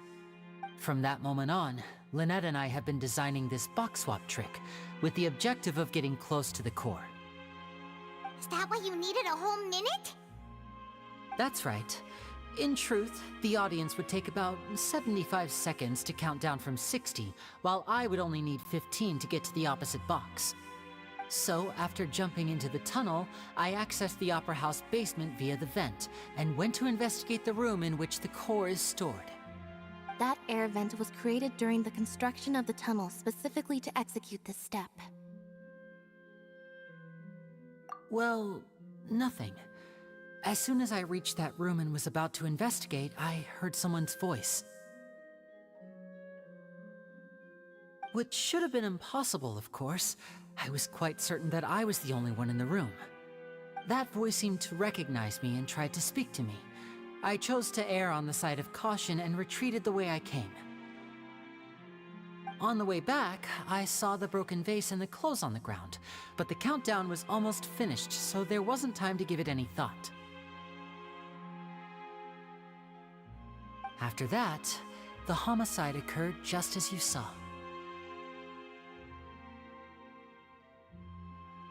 Well, that explains why you didn't hear the thud. Because of that prophecy I told you about, of course.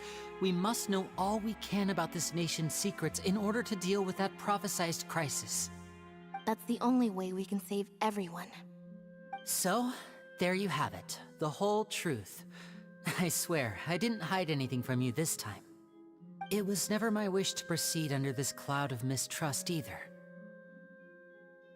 But, like I said earlier, you can be the judge. If you want to leave because you don't trust the Fatui, there's nothing I can do to stop you. Well, Traveler, you decide. Paimon will follow your lead however you choose.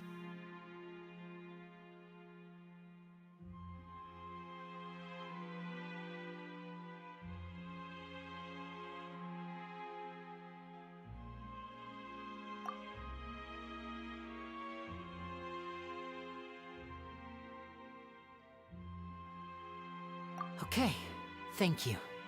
Thanks for giving us a chance. The current problem is that the scales are tipped pretty badly against you two.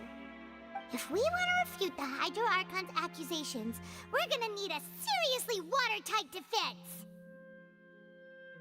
Huh? Oh, Paimon thinks she gets what you mean.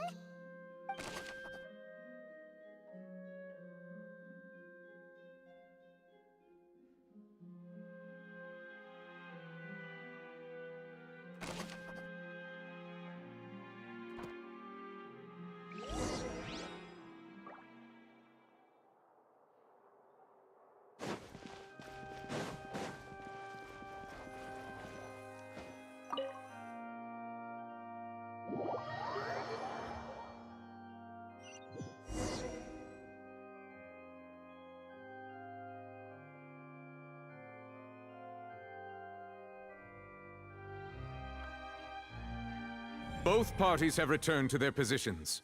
Let us continue the trial. When last we left off, Mr. Linney acknowledged the new evidence presented by Lady Farina as fact. Therefore, Lady Farina may continue stating her reconstruction of the events. Ugh, that took long enough. Now then, if everyone would lend me their attention. At this stage, let's revisit that scene from Linney's perspective.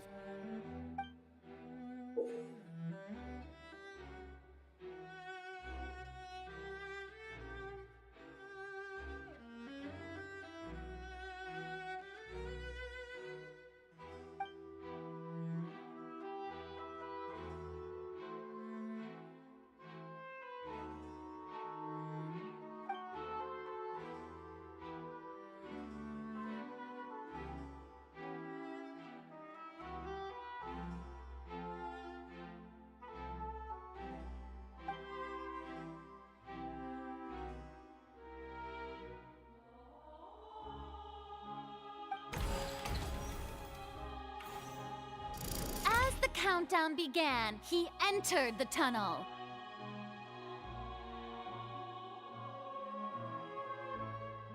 When the flatbed trolley passed, he opened the box and got into an altercation with Halsey, which caused the loud thud.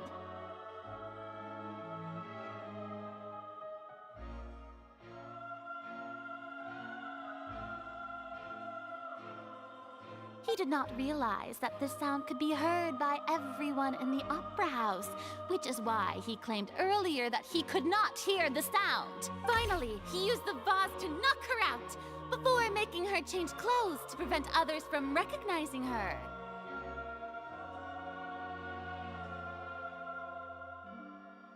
At this time, Cowell arrived in the tunnel, having heard that strange noise, and caught Linny red-handed. So Linny proceeded to knock him out too before stuffing him into that box. Afterward, Linny passed the unconscious Halsey to his accomplice through the magic box in the audience stands, before operating the devices such that Cowell's death would be ruled an accident. And there you have it. That's the truth behind... Does the defendant's side have any objections to Lady Farina's description of the... The key to refuting Lady Farina is the order of events, what Linny experienced, and what he saw.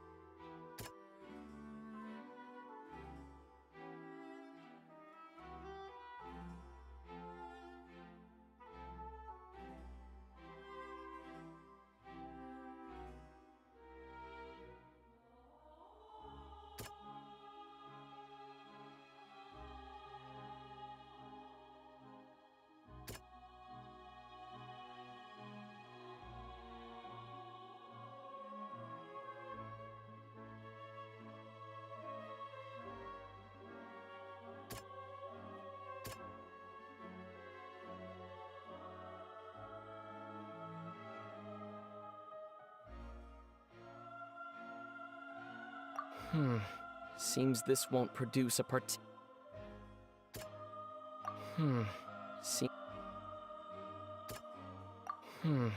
Seems this won't produce a... According to Linny, he left via the vent after entering the tunnel. He couldn't have had that altercation with Halsey.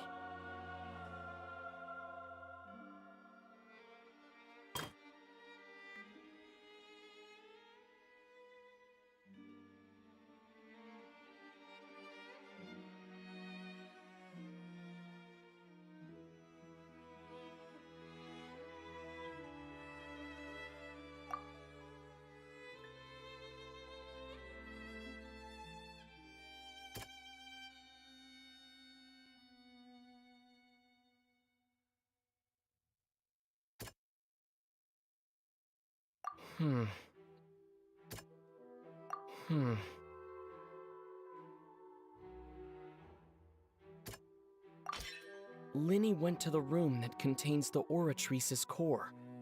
This is the actual truth.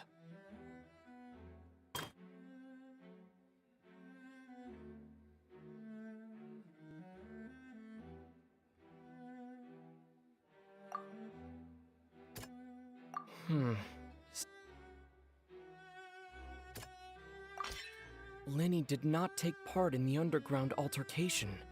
He only witnessed traces. Attention! Ace Detective Paimon. When the countdown started, Linny did indeed go into the tunnel. But he immediately used a vent to access the Opera House basement, which is where the underground... Once he reached that area, he heard a voice in what should have been an empty room. Since he felt something was amiss, he returned immediately. The crime scene had already developed by the time he reached the tunnel again, and in order to complete the magic trick, he did not remain there for any length. Finally, he reached the surface, and that was when the accident happened from his point of view. Therefore, he's innocent!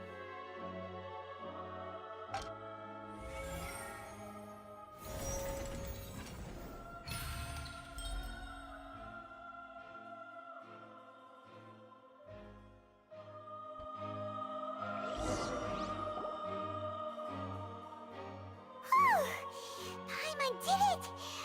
Paimon actually managed to say all that! Wasn't it awesome? In other words, you believe that he knew nothing of the incident? That's right! My reasoning?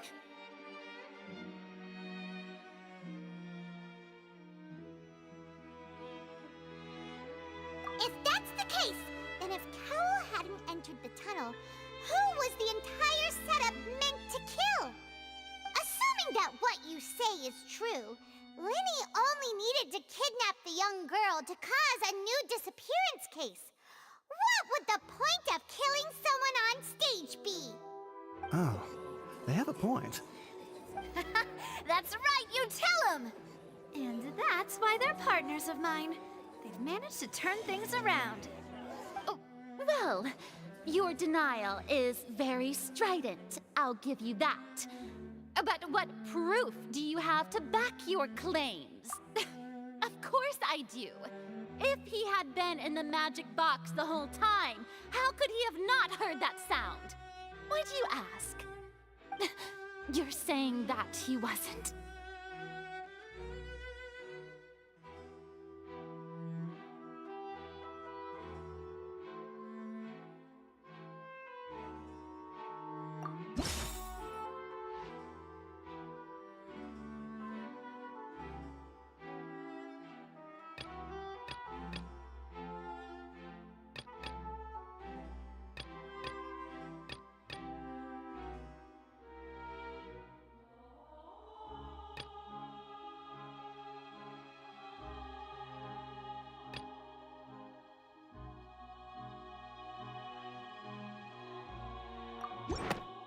That's right!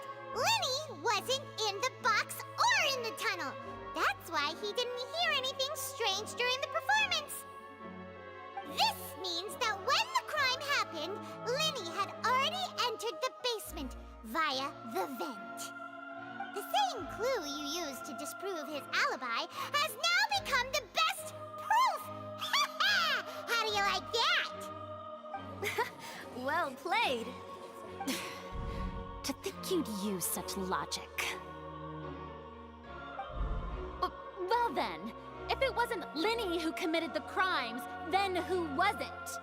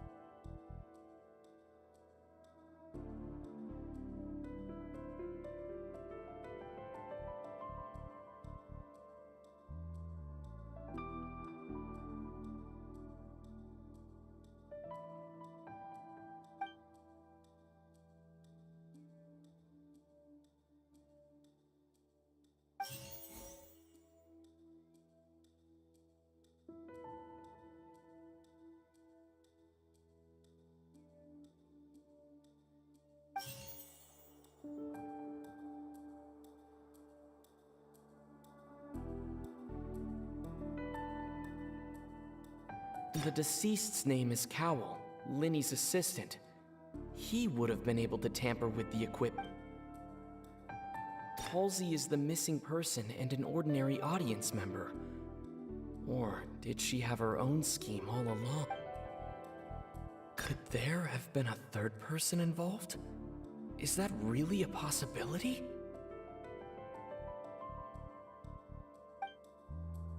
The deceased's name is Cowl, Linny's...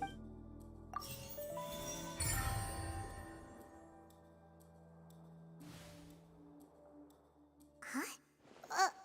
That can't be right. The killer was... Oh, is that so? How interesting! Let's hear your reasoning then. What I must do next is recreate the truth.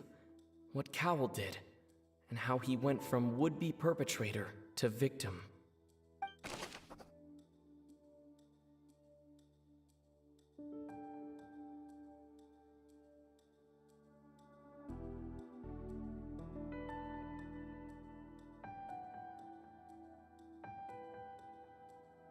No one entered or left the Opera House through its entrances.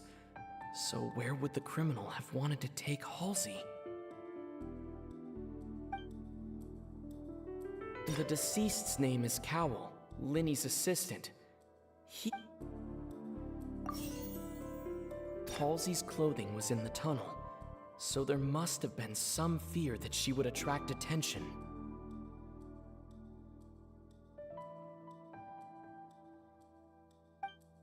The sound we heard may have come from a clash between the missing Halsey and the criminal.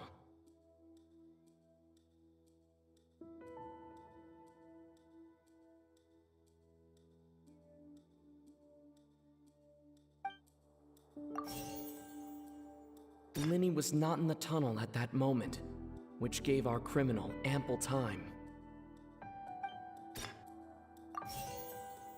It would have been tough for both people to fit into that vent. They would likely have bumped into Linny as well.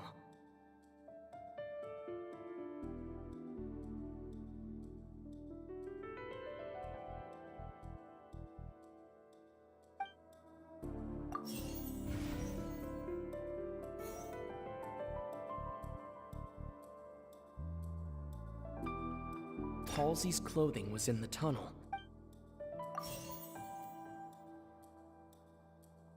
The deceased's name is Cowl.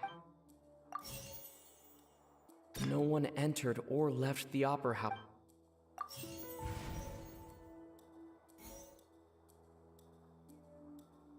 No one entered or left the...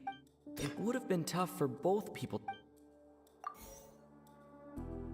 Halsey's clothing was in the tunnel. Linny was not in the tunnel at that moment.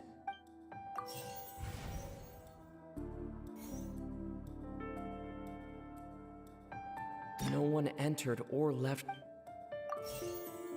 Halsey's clothing was in the tunnel.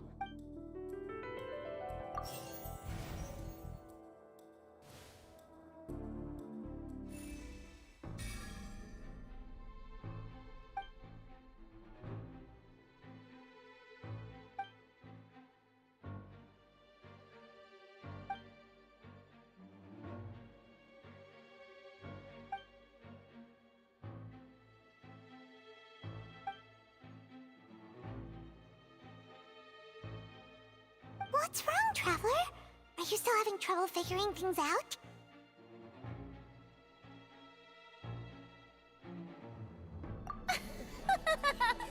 I see how it is.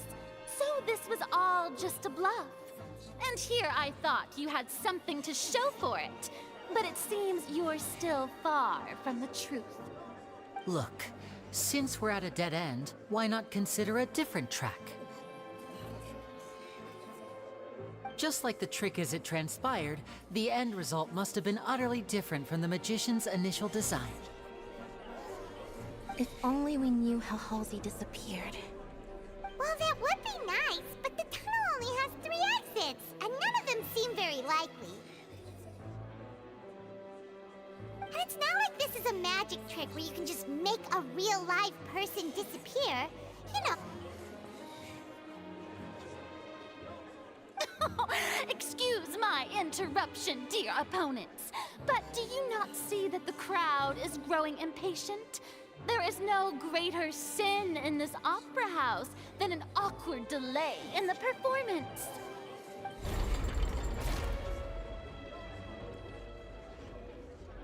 If the defense is unable to make further effective arguments, we will move on to the next stage of the trial.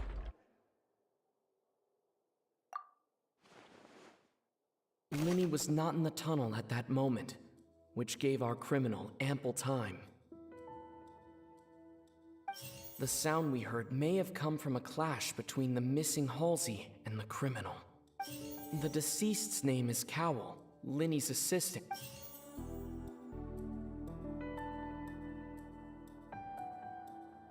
The vase was not broken by chance.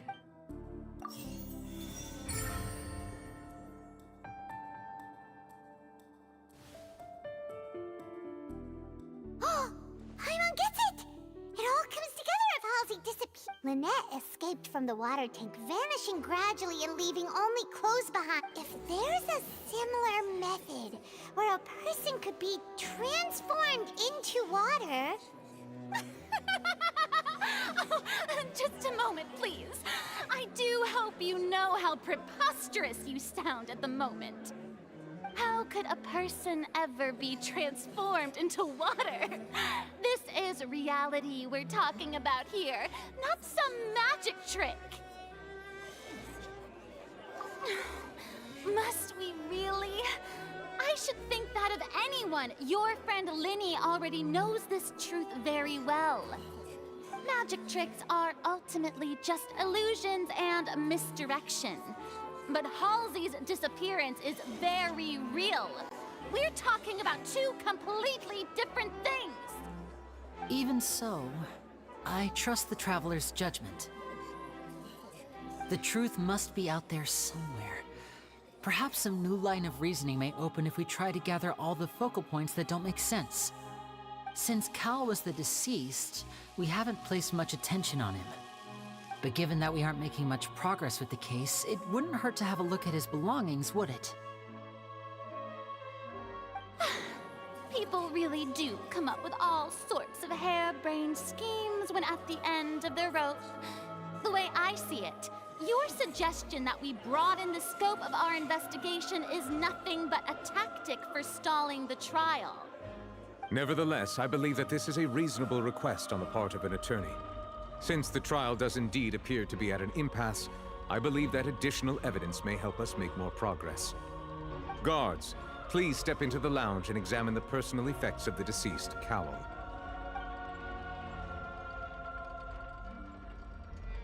We are still examining the items, but we have already made critical progress that we feel must be shared with everyone post-haste. We discovered several test tubes of fluid within Cowell's baggage, each labeled separately. The notebook in his backpack claims that these fluids are water from the primordial sea. The primordial sea? The note's contents also indicate that Cowell belonged to an organization that sells illegal drugs and that he had an accomplice. The notebook has many entries concerning safe usage of these fluids, in which the keyword dissolve appears many times. One of these tubes was labeled Opera Epiclese, along with yesterday's date. It is empty. The notes also state that these dissolution properties work exclusively on people from Fontaine. It's likely that Halsey was chosen as some sort of test subject. As such, we believe that the defense's hypothesis is, in fact, supported by sufficient evidence. You've got to be kidding! People dissolving into water? Could something so ridiculous actually be true? Wait a moment. This reminds me of a certain prophecy, but it's just a coincidence, isn't it? Huh. If people can become water, does that mean that the water tank's real use was as a means to hide water stains? And if Cowell was targeting that girl... Wait just a minute. Could that mean... You two, with me, quick! Demoiselle, wait! What about your partners? Let's go. Just trust me. Order! Order! It is undeniable that further examination of the deceased's personal effects has yielded some surprising results, but we cannot yet verify the veracity of these clues. Still, let us assume that these clues are indeed authentic, albeit with the understanding that Ms. Halsey has yet to be found. Guards, please continue examining the items along these lines. Mr. Linney, it appears your hypothesis is supported by the evidence, so please continue speaking. Of course. Thank you, Your Honor.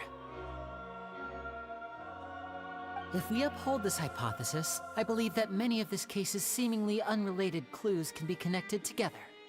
Right! Like the metal hook! That one didn't make sense at all. Let's think about this. Cowell's methods must have something to do with that water from the primordial sea.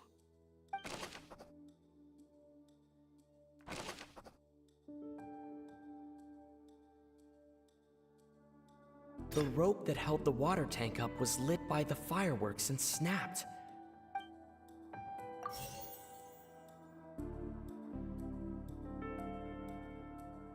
Now it seems like the hook rope was not meant for another magic trick, but was Lynette was in the magic box on stage the entire time. Did she... I remember there was something else within the inner...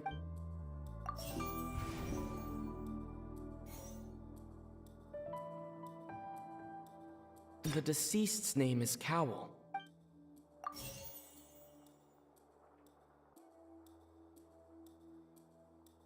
The water from the primordial sea should already...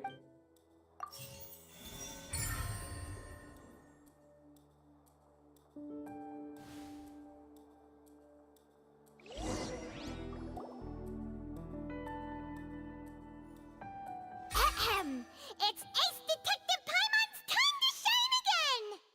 In the original plan, Cowell would tamper with the water tank rope and the number selector securing his target. When the magic box containing Halsey was lowered, the metal hook would retract gradually and pierce the balloon at the top of the box.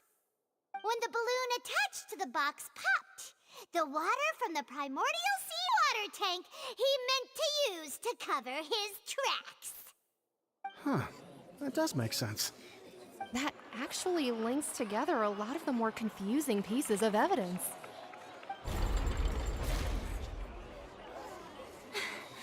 Oh dear, what do I do? Even I think they sound convincing now. Have I falsely accused an innocent person? What a humiliation. Now, it seems like the only point of contention remaining is the exact circumstances that led to Cal's death. His notes mentioned he had an accomplice who could be related to the situation. On that note, the guards have just contacted me indicating that they uncovered new evidence. I shall now invite him on stage to share it with us. Thank you, Your Honor. We were just inspecting the luggage of the other people involved in this case. And we found an identical sample of the water from the primordial sea among Linny's personal effects. What? That can't be. Oh, I see.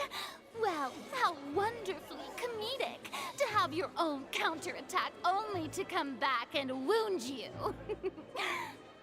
Does this not clear all doubt?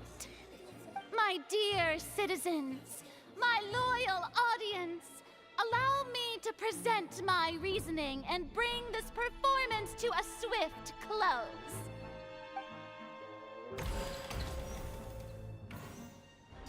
Linny did not need to take part in the dissolution of the young woman at all. Indeed, he did leave the scene via the vent.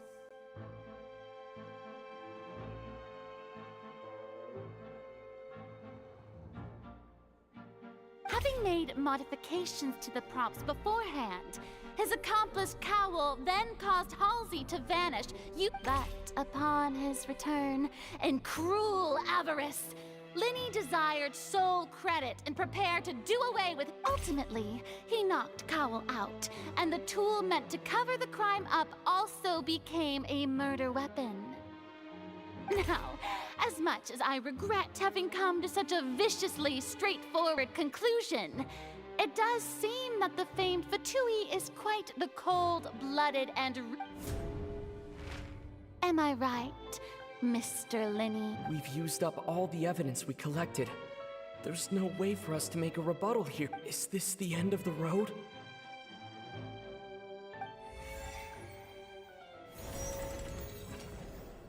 Oh no.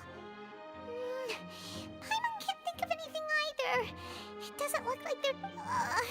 seems using the water as new evidence was too good a move. Why did this have to happen now?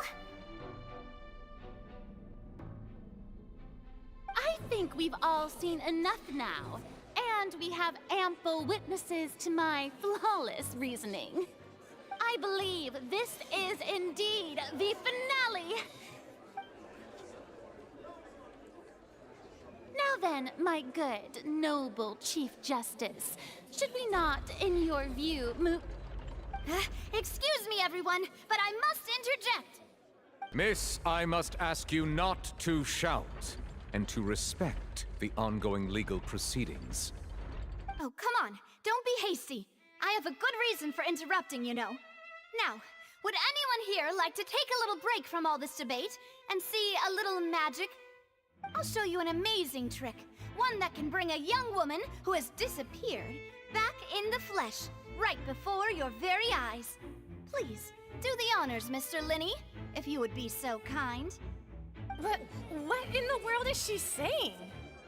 No offense, miss, but miracles like that are beyond my scope as a magician.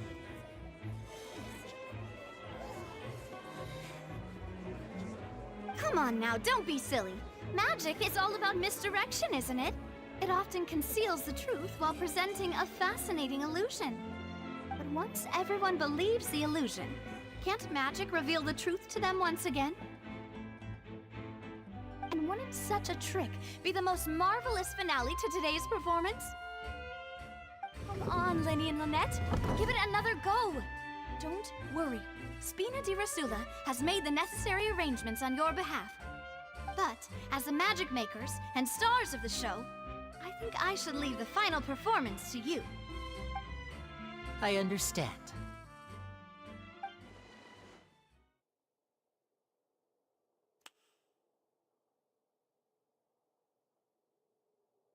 And voila!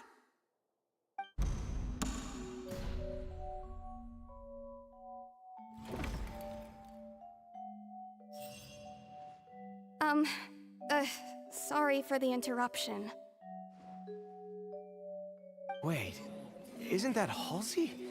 So the whole thing about people dissolving wasn't true after all? To be clear, I'm only here because this person told me that if I testified, the merit of doing so would lessen my sentence. I was hiding outside this room listening to the proceedings because I was afraid that I would be the one put on trial. I was just feeling happy that no one had noticed me, and then before I knew it, she caught me. That'll teach you to underestimate us three. Where should I begin? I'm sorry. I'm the one who killed Cowell. I admit it. What? Why? Firstly, my name isn't Halsey. It's Lillian, and I'm originally from Mondstadt. I heard that Linny's show was gonna be a real thriller, but I missed the chance to buy a ticket, so I stole one. That's how I make a living. I steal stuff here and there. And I'd never been caught before. But I was noticed at the harbor a few days ago, and I barely got away. Linny was the one who caught me in the act. Hey, no wonder you look familiar. So you were the thief! Liddy even mentioned that you were pretty skilled.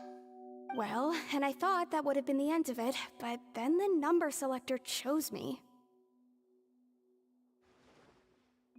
He even mentioned the Fortress of Meripede. That's a prison, isn't it? So you can imagine how shocked I was. I thought he was onto me for sure.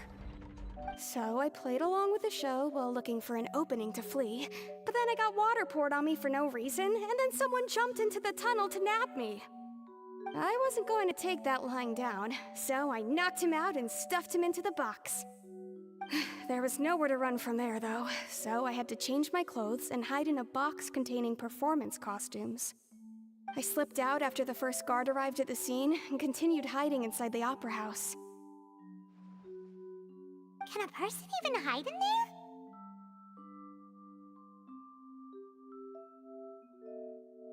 But I swear, I didn't know that the water tank would fall down. Really, I swear it. Had I known that, I wouldn't have put him in the magic box. I may be a thief, but I'm no killer. Well, that makes everything pretty clear now, doesn't it? This time, we need to tell the entire story from Lily-Ann's perspective.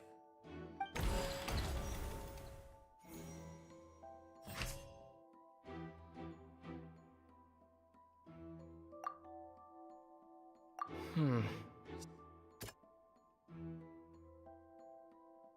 Hmm.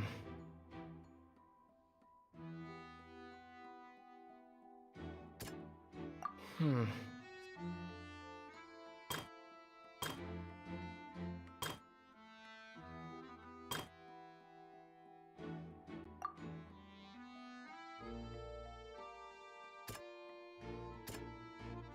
Hmm. Hmm. The strange sound, what?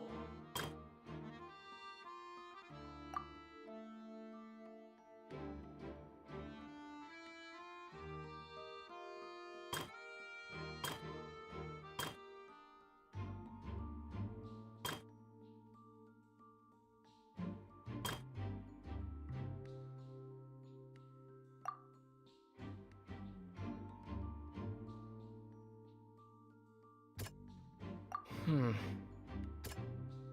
Hmm. Hmm. Lily-Ann was a...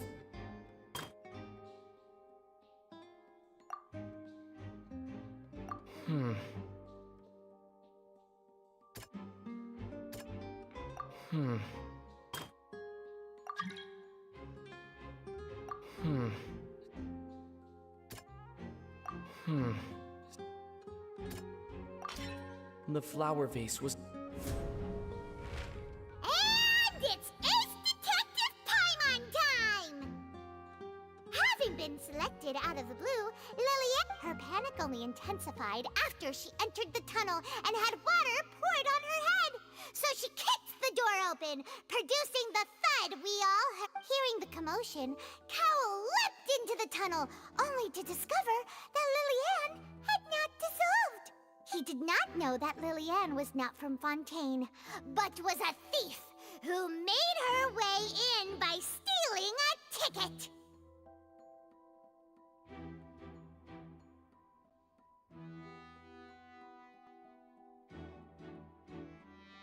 Mistakenly believing that the water from the primordial sea needed time to take effect, he tried to force Lily-Ann back into... The two broke the flower vase during the struggle, but Lily-Ann came out on top, knocking Cowell out and putting him in the box. With no way of escaping, she changed her clothes and hid in the costume trunk until the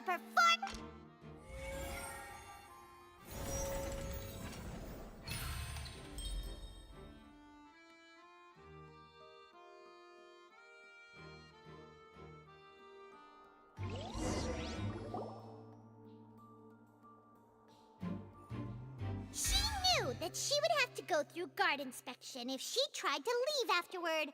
So, she has been trapped in the opera house these last 2 days.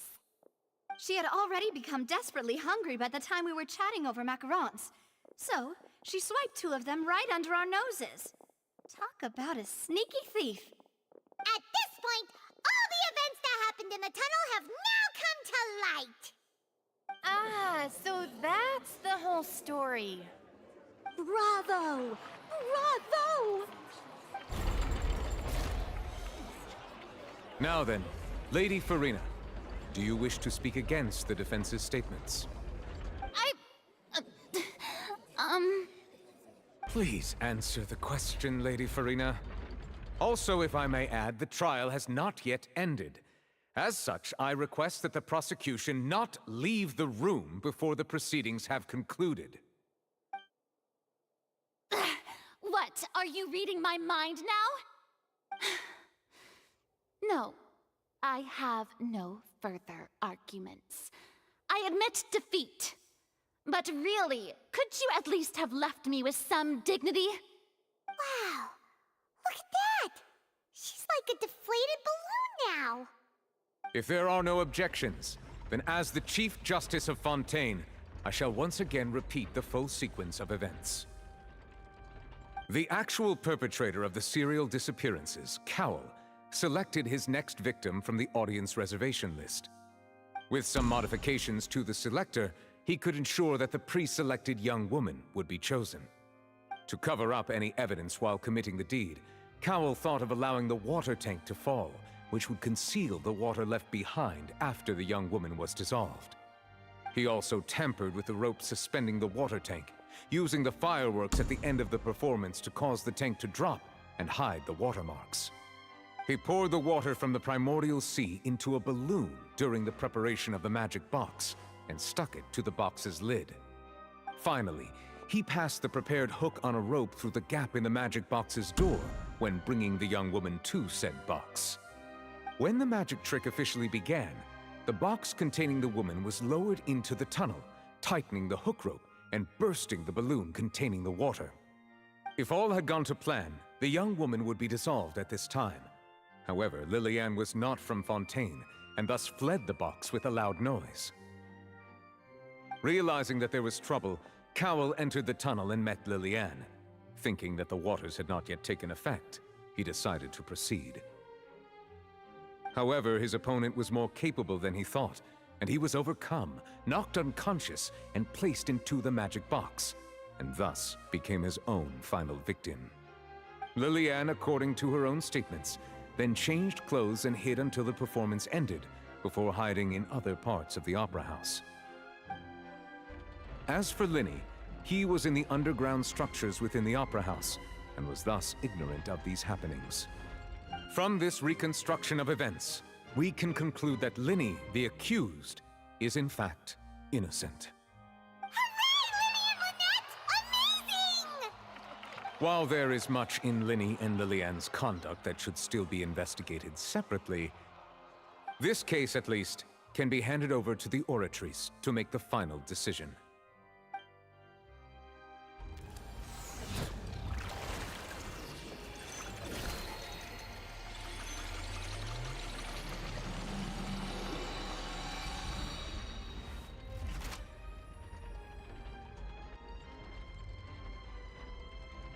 As such, Linny and Lynette are officially declared not guilty.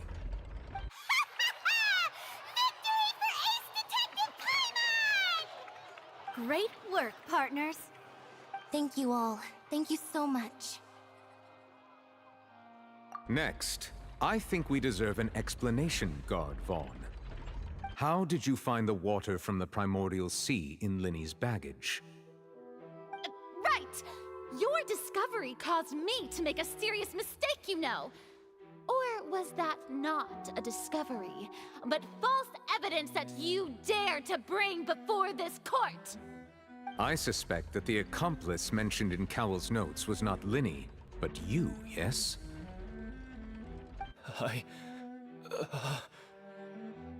I'm sure you know what you must do to lessen your sentence. Speak quickly! Unless you want to earn yourself a one-way ticket to Coupon Town. I was just following orders. We were supposed to place blame for the serial disappearances onto Linny, and thus cause suspicion to fall on the Fatui. The higher-ups said this was the best opportunity to do so. And now that your plan has fallen through, and the secrets of the water have been revealed, you have become a liability to said higher-ups, yes? Therefore, you would be wise to tell everything you know, and seek the protection of the guards. Yes, I'll tell you everything I know. Our boss discovered that the water can cause people to dissolve. It can also be made into a potion, which, when extremely diluted, can cause people to experience unforgettable exhilaration. We've been in this business for a while now, and have made decent mora off it. The disappearances were also the boss's idea. I mean, this is the boss we're talking about. The...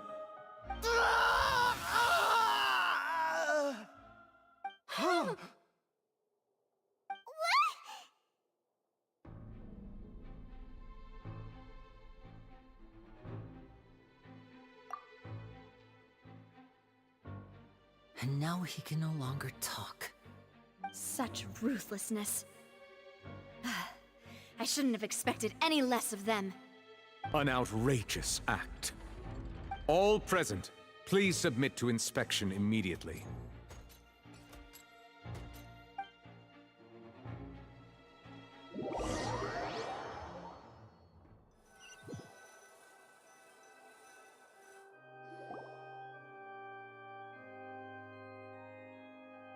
So, we're just going back now?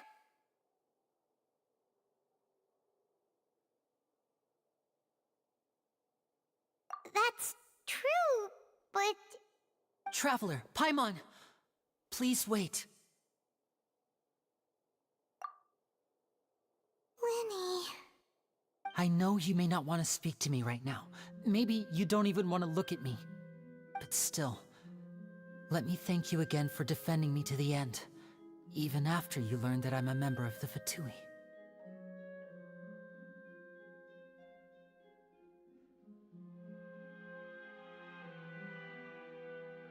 I guess. But regardless, I'd like the opportunity to set things straight. I didn't approach you with any ulterior motives or ill intent. I've spoken to you as myself, just plain Linny this entire time. As for why I'm a Fatus, it's because the goals of the House of the Hearth align with those of an orphan like me. That's all. That was how Father, who you might know as the Knave, approached recruiting us back then too. The Knave? The one who controls the House of the Hearth? She's your father? That's right. And since we're here, I was wondering, would you mind hearing a story? It's about my past. Back when our parents first died, Lynette and I were left wandering the streets. To survive, I took to surreptitiously observing an older street performer who did magic. It took me several days to figure out how he pulled off his amazing tricks. I took my sister through several streets until we found a crowded corner, and we began to perform magic tricks there. To my surprise, we proved to be pretty popular, and we could at least stop worrying about where our next meal would come from for a time. But I didn't want my sister to remain a street rat together with me forever. Before long, an aristocrat came to me and claimed that he wished to take us in after watching my performances. So you went from orphans to nobility just like that? That was how we felt at first too. As if fate was on our side and we could say goodbye to those painful days. But I gradually discovered that while we were called foster children, he was really after my talent for magic tricks. He would constantly take me to all sorts of banquets to garner attention, which he would then use to expand his social circles. That doesn't seem too bad either. Better than roaming the streets at any rate. It took a while for me to realize just how dark his heart really was. After one particular performance at a banquet, I discovered that Lynette was not on the same return vehicle as me. I waited a long time after we returned home, but she did not come back. I went to that noble's bedroom and asked him about her whereabouts. The answer he gave me was, she caught the eye of the most eminent person at the banquet, so I sent her over as a gift. I mean, you'll be able to perform your magic regardless of who your assistant is, yes? Oh no. So he was gonna... But wouldn't Fontaine's laws deal with such people? As far as outsiders are concerned, this is a relationship akin to adoption or foster care, and they have their ways of escaping the eye of the law.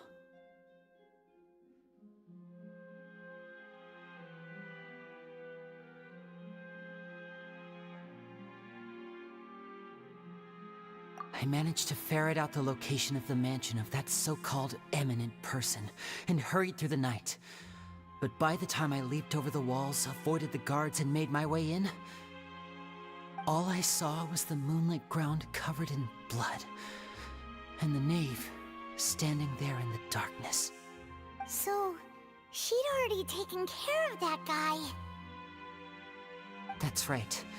She had rescued my sister before she could come to any harm, and had even discovered several girls hidden in a basement, all of them orphans. Father, I mean, the knave, might have seen something in me, and so she made me an offer. The House of the Hearth welcomes you, for your interests align with ours. Here, none will ever betray you. Indeed, betrayal shall never be permitted here. I was hesitant to trust her. I mean, I had just been betrayed by nobles. But she was also quick to destroy the noble who had taken us in at first, giving us back our freedom. Oh, so that's how the two of you joined the House of the Hearth.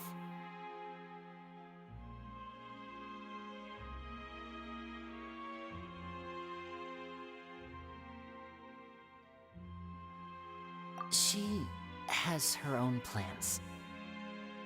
She has gained permission from the Tsaritsa to first use the Gnosis's power once she obtains it. She plans to use it to find a way to break the prophecy and save Fontaine. So, she believes in that prophecy too? That's right. The whole House of the Hearth is currently working to combat that crisis. Today's case has also proven that people from Fontaine can indeed dissolve into some sort of water, thus further supporting the prophecy. Everyone at Hotel Bouffe d'été, including the knave, has their roots in Fontaine, and we will always defend our homeland. To us orphans, the only connection we have left to this world, apart from our family, is our homeland. So, from small deeds like distributing magic pockets to huge schemes like stealing a Gnosis, everything is aimed at dealing with that prophecy.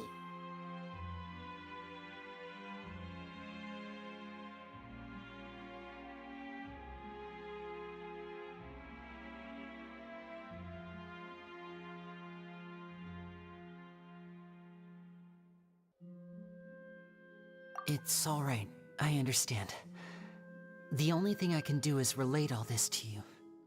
I just hope you can understand that even as a member of the House, I have never stopped making my own decisions, and that I believe what I'm doing is right. If you should need anything at all in the future, feel free to find me. I will do my best to help you, as plain Linny.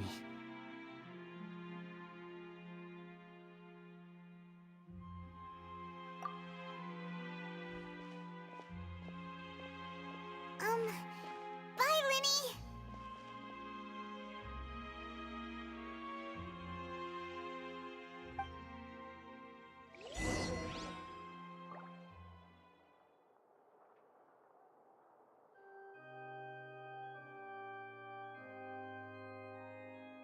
Let's go find some treasure.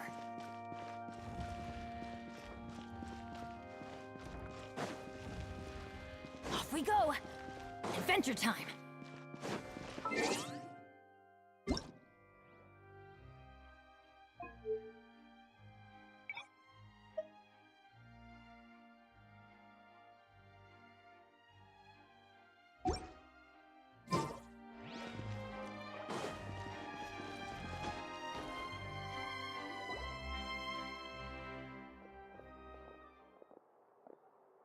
Hey there.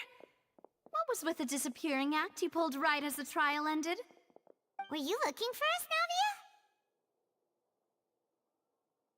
Navia? Well, this whole thing isn't exactly over, is it? I do feel that we're getting closer to solving the serial Huh? What's wrong, my dear partner?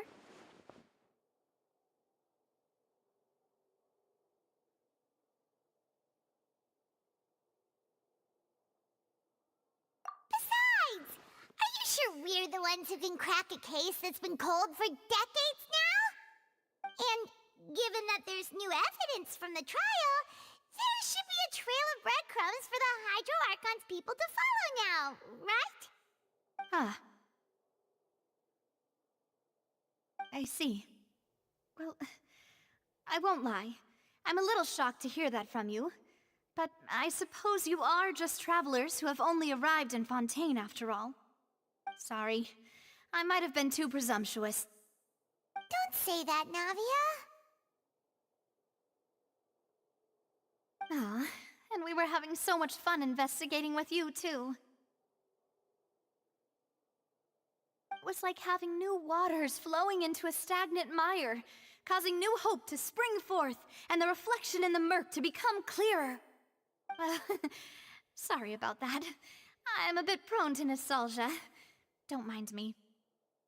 Wait, shall we have a farewell meal? You know, to commemorate our time as partners? Huh? Do we really need to get that formal? Well, guess you really did treat us as partners, huh? Well, I'd just like to have a proper ending to every important memory.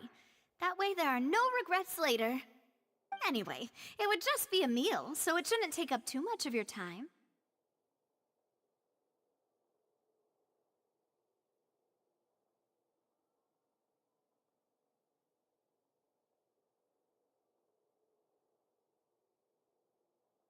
You don't have to twist Paimon's arm. If Boss Navia's treating, count Paimon in! Oh, wonderful! In that case, why don't we return to the Court of Fontaine and head to the Hotel de Boer? I believe we'll make it just in time for dinner.